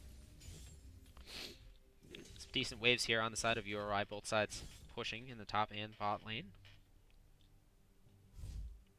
Fika seems a little undecided whether or not he wants to take that red buff right now. But he decides to take it.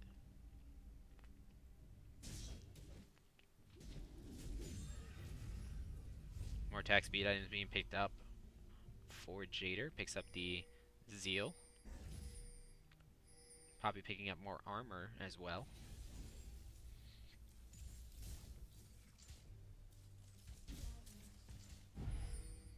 And now URI starts to clear out the vision from the Baron. This might be another Baron game. They dance around Baron for 45 minutes. Fika is spotted out by Nami, just barely, which keeps her alive. Ventus Air running back into the mid lane. He has his rapid fire cannon. That was meant to be ours. Captain Corndog clearing out vision in the river. And look at the ward score difference between the two teams on the support. Ben with just 21, Morgana with 34, so there is a huge division between the two teams' warding capabilities.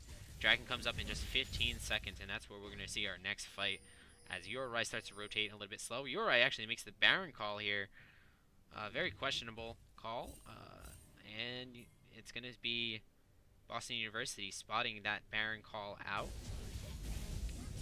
And Yorai will spot them out with that Warden River, but they're still pushing this. This is going to be close, guys. Baron down to half health now. As Boston University comes in, the Orianna is going to keep them all at bay for the time being. Yorai picks up the Baron. And that's going to be Emperor Tantine falling here, though, to Rafika. Jader is kept alive with his ultimate, but Yorai going to fall in a 5-0 for that Baron. So although Yorai picks up the Baron, picks up the gold from Baron, they're going to lose every player on the team. They're going to lose Infernal Drake, and they're going to lose at least 2 towers here.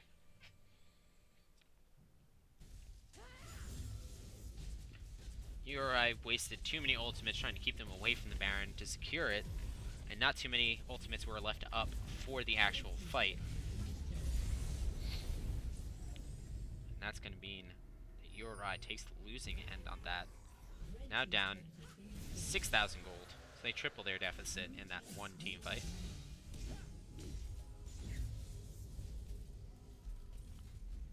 And the game rolls on. Nami 1-7, having a really rough game. They're picking her off very easily.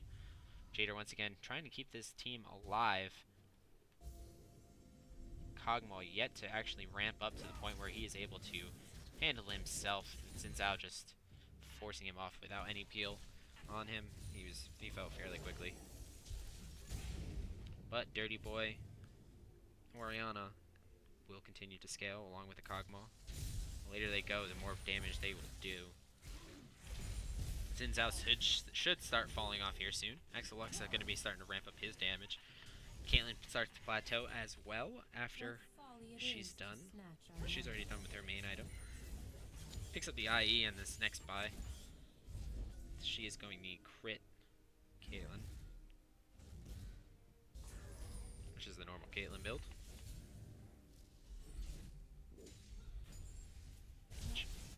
Now Boston University scouring out that top side jungle and clearing a lot of those wards once again. Ben, no wards in his inventory. No pink wards, at least.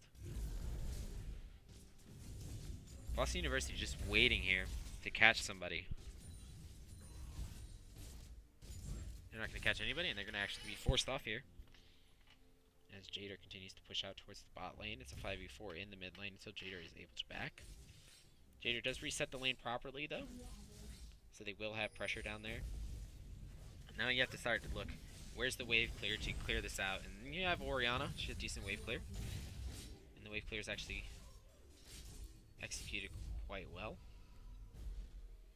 And Yara is able to defend their inhibitor tower.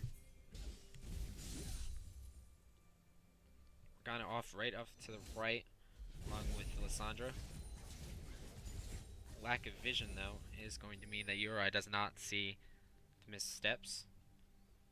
Huge wave tower and a huge wave top and a huge wave bot. It's going to mean that URI has the pressure here for the mid tower.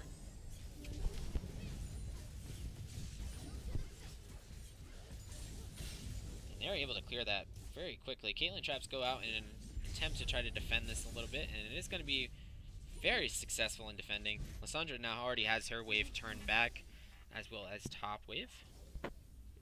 So the tides switch once again, and URI has to reset their waves once again.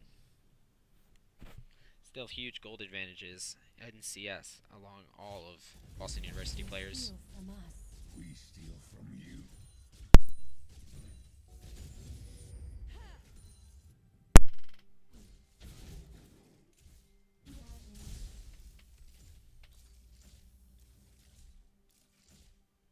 So how does URI get back into this game? They need to get some objectives. They need to get vision control for one. They are losing vision control time and time again in their own jungle. Lysandra down in the bot lane. This is a 4v5. Kog'Maw still in the base though.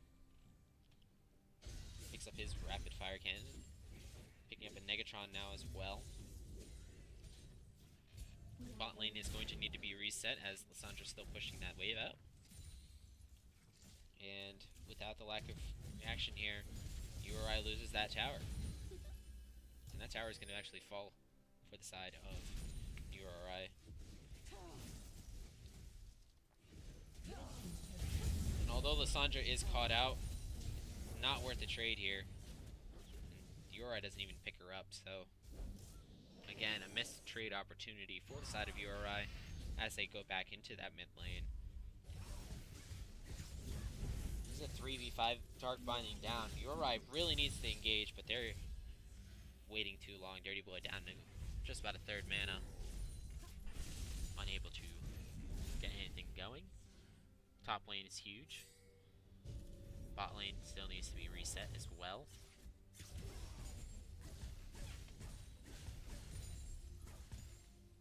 Oh, I got quieter? Huh.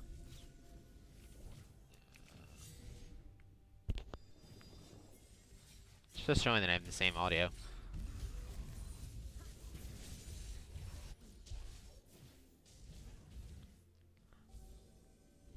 Captain Corndog clearing out vision once again in the top side. That top side, top wave is still very large, unable to be reset still. And now Dirty Boy being chased down here. The ultimate, it goes out, and he is going to be trying to save him. And that's actually going to be a dead Zid Zhao in the top lane, though. That's going to be Jader caught out alone once again. And he's going to die for his tower. So URI trades one kill yet again.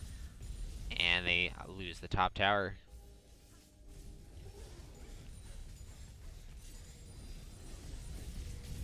Poppy trying to look to see if they can catch one of these guys out on the rotation, but unable to do so. Ventus Air going to be picking up URI's red buff as they use Blast Cone to get to the other side of the Baron buff. Baron coming up now in about 25 seconds. The Dragon coming up in 10. So URI got the last Baron, but it definitely was not worth. And now Zola caught out all alone. I have to ask, why was, with the vision that was there, why Joe was so overextended into that river. Caught out, and he died.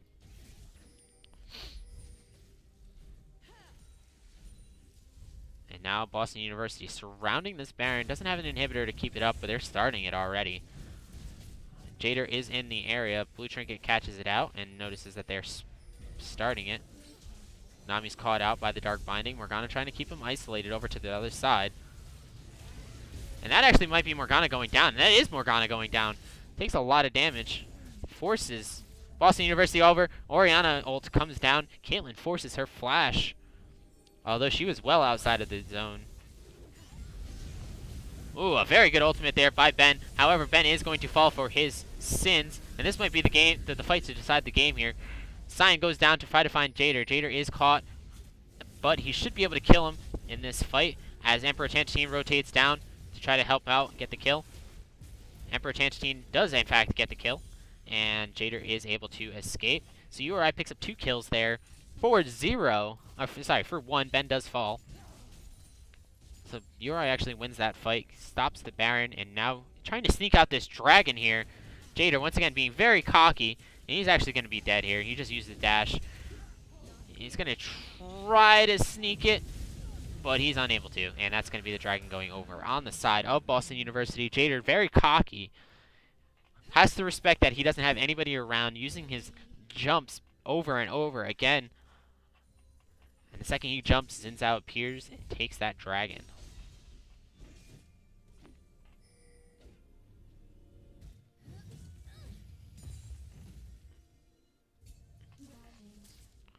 Orianna should be able to take her blue buff here, but Xin Zhao's starting to rotate up towards the top side. He spots her, or she spots him. Both spot each other, and Xin Zhao's actually going to be taking this blue buff away from her. Be good, he's trying to clear some vision here. Morgana is harassing him, though. Poppy rotating down now towards the Nami. Help her clear some of that vision. Uri has vision on the Baron. Xin Zhao in the bot side picking up his red buff, and Lissandra picking up her blue buff. Dark Binding still finding nobody. And Joe Zola is starting to get really tanky. Be good. He's still trying to clear out some of that vision. Not worth it, though. Forcing them to back off. Uri has the bot wave pushing now towards the enemy. Towards Boston University.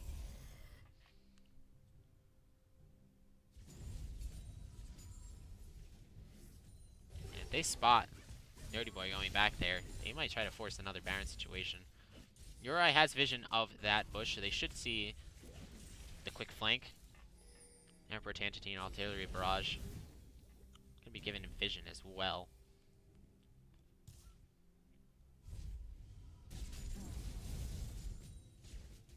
Going to be a who pulls the trigger first? Does Sion pull the trigger first, or does Orianna pull the trigger first? Usually it's been Sion. Orianna very hesitant to use her ultimate. Does not want to look like the Orianna from a couple games ago.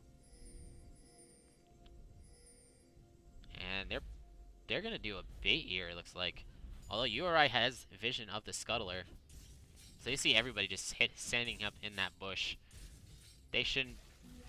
Yeah, they should very easily see this. They tried to do a vision bait, and it doesn't work out for them. Now Uri starts to push down the mid lane. Boston University might be a little bit slow to react here, so they are going to get some tower damage from the minions at the minimum. Lissandra goes in. Freeze goes out. But that's the QSS as well onto Charles River. Good Ariana ultimate, but Ben is going to be the first one to die. Rafika picking up that double kill. And now Rafika looking to pick up another triple kill. That's 3 Uri going down. Caitlyn ults. Emperor Tantantine kind of forced to escape here, if he can with his life. He's able to escape, but they're going to lose the Baron for this. Jader is up, might be trying to get a sneaky steal here.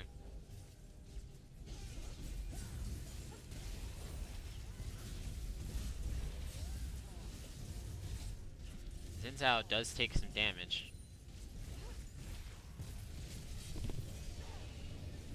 Got a proper smite from either of those people. This is going to be a 50-50 shot here. And now we're going in, and Ben actually... Oh, wow. URI takes the Baron yet again. Emperor Tantantine putting down some good damage. Axel Luxa is going to fall for this. But Rafika is also going to pick up the kill. So that's URI picking up their second Baron of the game. A good steal there to keep them alive by Josh Jader. 50-50 shot went over on the side of URI, and URI actually wins off this. There are players alive this time with the Baron buff. The wave goes out. Not going to catch him, though. Rafika able to escape with his speed. Healing up from that red buff and the Ocean Drakes.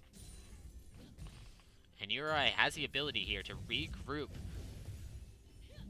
with Baron on the Nami. And that keeps URI alive here.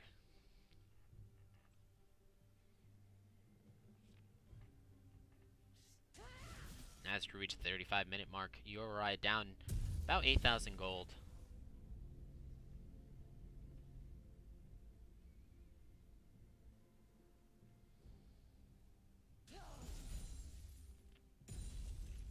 Trials of River now 16.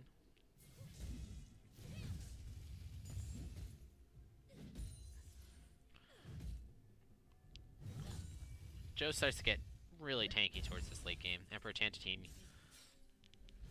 was able to pop his QSS to get out, but... Oh no, not... that was a Crucible. My bad. It was a Michaela's Crucible from B Goodies, able to keep Ben... Ben was able to keep Tanner alive in that last fight.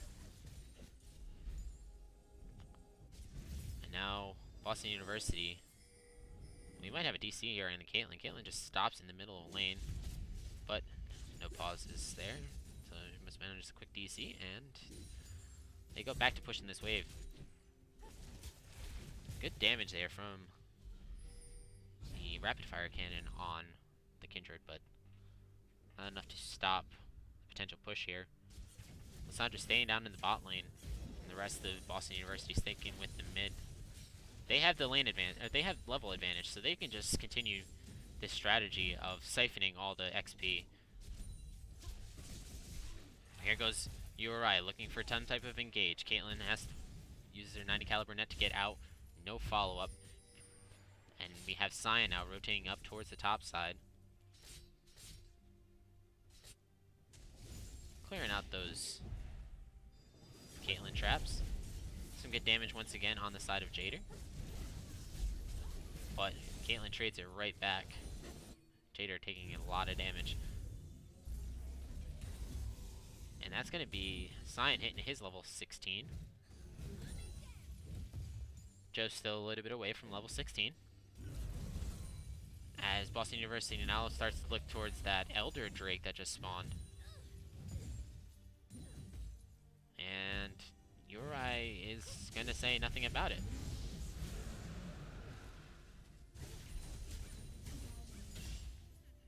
So Uri loses the Elder Drake. And they are at a disadvantage here for the next minute and a half.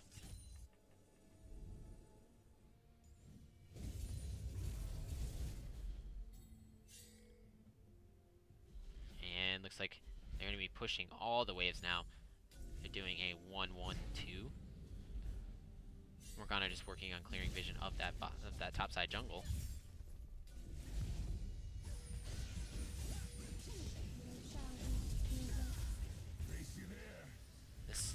The ultimate is popped out, and that actually might be some trouble on the side of Boston University. Jader unable to do any follow-up damage. Stops the push, at least for now. Orianna still does have her ultimate, as well as Nami. Ultimate being used by Xin Zhao, though. It's going to be huge. Some more damage put out. Sandra fakes out URI.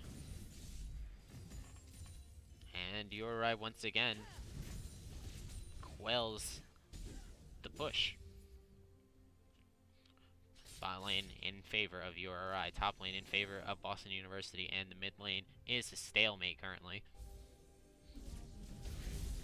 Small advantage going over on the side of Boston University though, knocking that tower down to the 1/3 mark. Lissandra once again split pushing that bot side. Cyan moves up to the top, the 1-3-1 strategy. And URI tries to follow up with it as well. Might be a little bit slow to react, though. They're going to get some more damage on that mid tower. Knocks it below the 1/3 mark, so it's not going to heal any longer. And Lissandra almost caught out there. Her ultimate goes out. The Michaels is able to heal up. Nami ultimate catches nobody. And Ori is going to be taking that Caitlyn ultimate for the Nami. Uri still quelling the pushes, but not enough. The Dark Binding hits the Poppy. Obviously nothing's going to come out of that, though. Elder Dragon almost expired here. Good damage put on onto Rafika by Emperor Tantatine.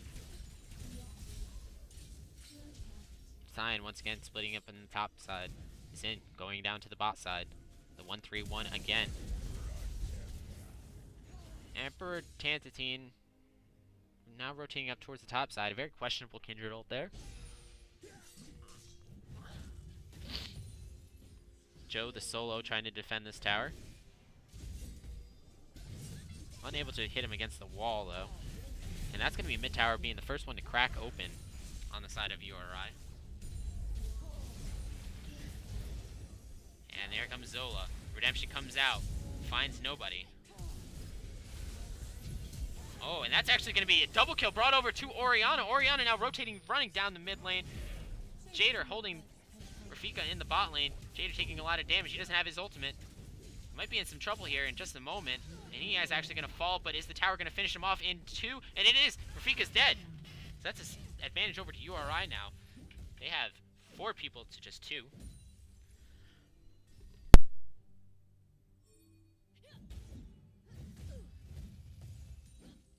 Very intense match here going up around the 41-minute mark. Their path is destined to cross ours.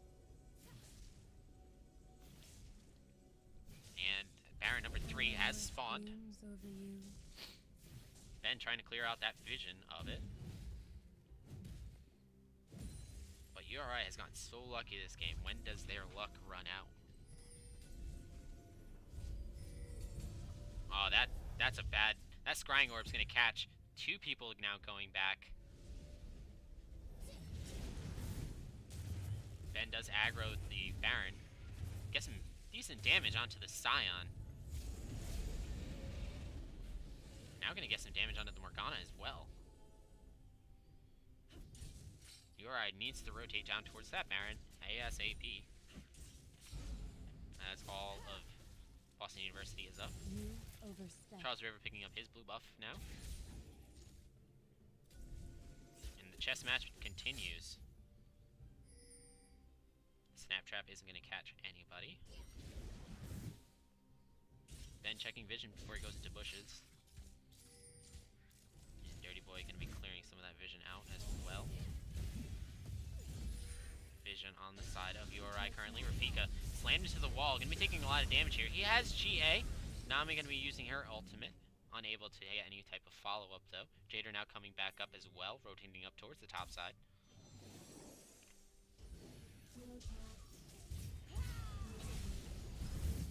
And that's actually going to be the Lissandra caught here. Lissandra have forced to use her ultimate.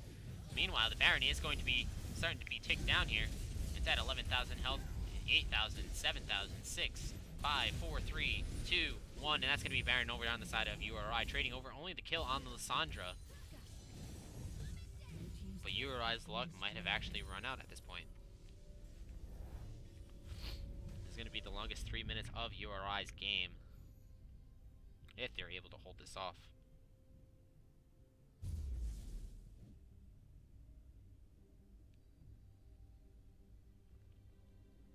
Joe picking up more tank items. Going to be going for a Thornmail next. Emperor Tantanine trying to put down some damage, but unable to do really anything to the Scion. Just working on clearing those minions for now, while they have the person advantage at least. That tier 1 for the mid tower still up. Without any type of real assassin, as long as Caitlyn's able to put down her DPS, Rafika's allowed to chase down the squishies. Boston University is going to have this game strongly in their hand. Jader tries to put down some damage onto Rafika, but nothing goes down. URI regroups back down towards their inhibitor, as Boston University now clears the vision in the red side jungle. Again, it's URI on the defense. Bot lane's pushing towards them. Top lane's pushing towards Boston.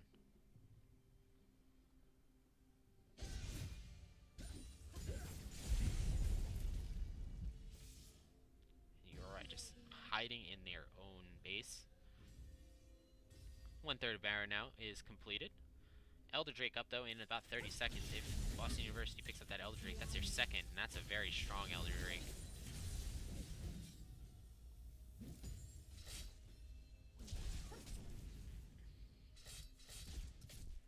Oh, Dirty Boy almost being one-shot by that Caitlyn. The Caitlyn headshot does 1,400 damage onto the Orianna. And this is going to be probably URI's last stand here. All waves are being pushed in. Emperor Tantine trying to get something going. Unable to do so. Charles River very low. Jader might actually pick up the kill on him. And that's going to be a pick-up kill. Xin Zhao's GA is popped. Uri actually has the advantage now going into this. Zola misses the dash just slightly. The wave comes in. That's 3 kills now over on the side of Uri. Or 2 kills on the side of Uri. And they're running down General Corndog. General Corndog gets out, flashes to escape. Cyanide forced to back off. That tower is dead though in the bot lane. Elder Dragon still up. And URI really needs to do something here. They need to take that Elder Dragon, or else this might be over. So once again, you count URI out, they'll tell you, hey, we're not out yet. This game is not over, it's not GG yet. And now URI going to be looking for this Elder Drake. If they're able to get this Elder Drake, this is going to keep them alive heavily. They have the pink ward down, denying vision. All 5 players now of URI are on here. Scion not able to steal this dragon. The dragon goes over to URI. URI now has the advantage in this game. Gold advantage, though, still over on the side of Boston University for the next minute and a half. URI has the advantage. And as we get to this point in the game, it doesn't really matter about gold advantage because everybody's starting to become full build. Scion's full build. Xin Zhao's full build. Lissandra full. Caitlyn almost full. Actually, she is full. Morgana full. The only person that doesn't look like they're full right now is the Nami and the Poppy in the top lane. Oriana as well.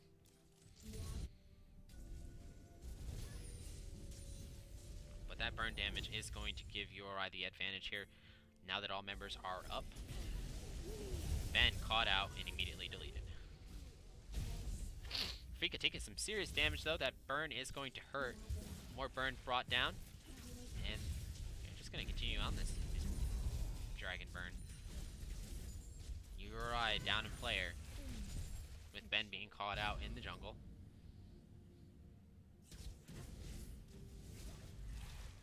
Every time URI does something right, they do something wrong.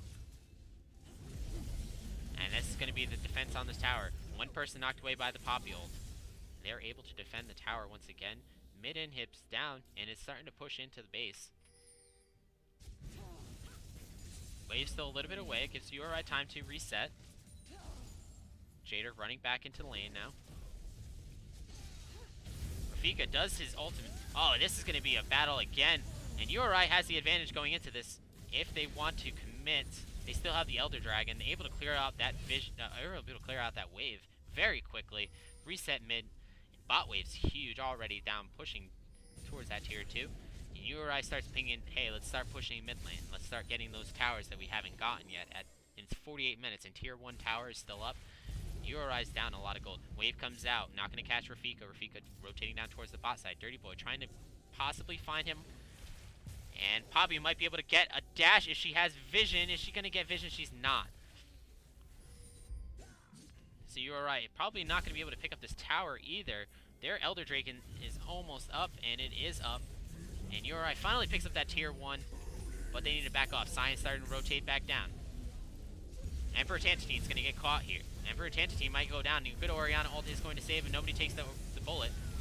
That's going to be multiples going down for URI. URI now in a sticky situation. Zola is going to try to pick up the kill here. Captain Corndog. Captain Corndog is going to be the next one to fall. No, it's going to be Zola 22. Zola 22 now down.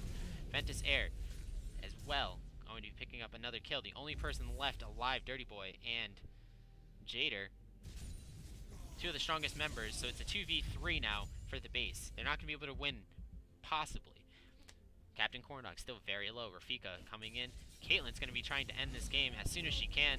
And Boston University, it has to respect their damage, but they don't. Jader pops his ultimate. Try to save this game. And they are able to actually kill off the Xin Zhao. Now it's Ventus Air and Captain Corndog, the only 2 left alive. The Black Shield going to prevent the Oriana ultimate from killing anybody. And again, we count URI out, and they come back striking. Jader trying to do something here, but he takes a lot of damage. He might fall here if he's not too careful. The ult isn't going to save, and isn't going to kill him. And if it did, she had GA. The 4th Baron of the game is now up, and both sides are pinging that to try to get some vision.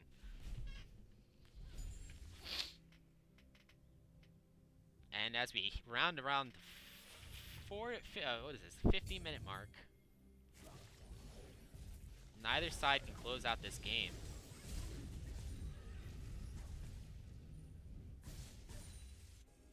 URI successfully stalling time after time, mistake after mistake. They're able to stall it out and keep this game going, keep it interesting. Cyan down in the bot lane. He does have teleport, but URI has the advantage now going into this fight. Charles River caught out. Jader is able to poke him back. URI turns on the Baron, and Xin Zhao still in base, so Xin Zhao still quite a ways away. URI is trying to poke this down immediately. Last time this didn't go too well for them. Charles River caught out in the river. He might actually fall here. Charles River is going to actually fall. That Tsunami swapped over though. Morgana lands her ultimate on 2. Corndog falling down next. And now we see Rafika onto Emperor Tantantine. Emperor Tantantine taking out the fight, trying to kite him back. He's able to get off the GA, but the GA is going to save him. And that's going to be Ventus Air now dying next. Dirty Boy, the only person left alive that has any type of damage. Zola 22 tries to kill off the Xin Zhao. Xin Zhao is dead. But Zola 22 is the only person left alive. Cyan and Caitlyn, the last 2 up for Boston University. And these death timers, 30 seconds on B Goodies is the next person to come up. Poppy will be unable to defend this alone. No ultimate. No type of delay tactic. B Goodies, 15 seconds. Ventus Air still trying to push down that wave. And looks like the tactic here on Joe Zola is just going to be to keep Caitlyn off the tower. But Caitlyn turning her eyes on the tower again. Caitlyn actually getting burst down here quite a bit. She's knocked towards the inhibitor. Very low now. She's starting to fall. Nami's back up. Caitlyn falls. URI saves it. And now they're looking onto the Cyan. Cyan Axelura. Quite low. Knocked onto the column there. He looks like he might be trying to ult out. He's able to get the good bubble there. And that's going to be Cyan now falling on the side of Boston University. And URI turns this fight around completely. The ultimate not able to save him. And Joe Zola going to be picking up the kill there. URI, once again, you count them out and they'll come right back. And as we round the 53-minute mark, this is one hell of a game.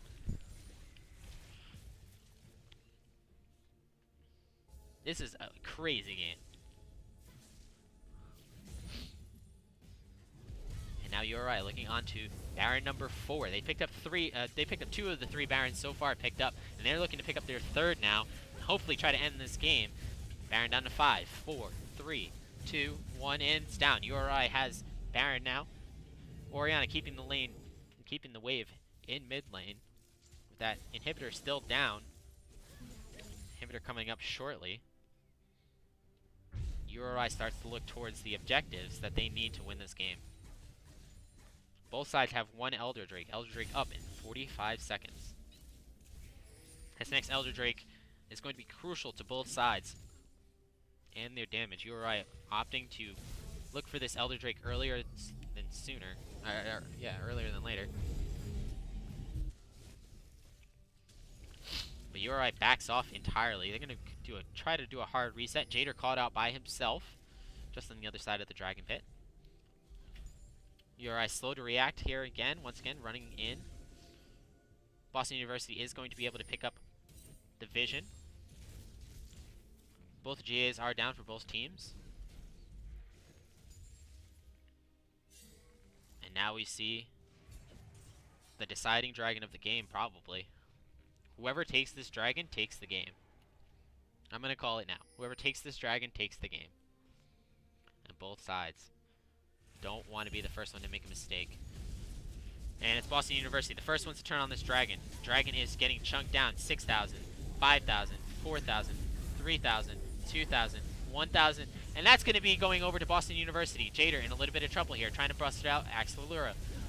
Rafika, probably going to be the next one to fall. But URI picking up all the kills here. Rafika's down.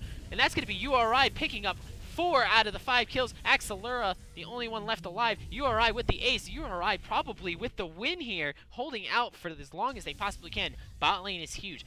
Jader sent back to defend that mid lane, make sure they don't lose before they win the game.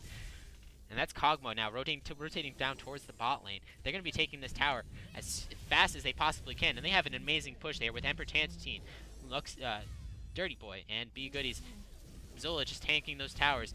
Very large minion wave. And this is going to be URI probably picking up the win here. And they're taking that inhibitor. And now they're turning on to the Nexus 2 towers.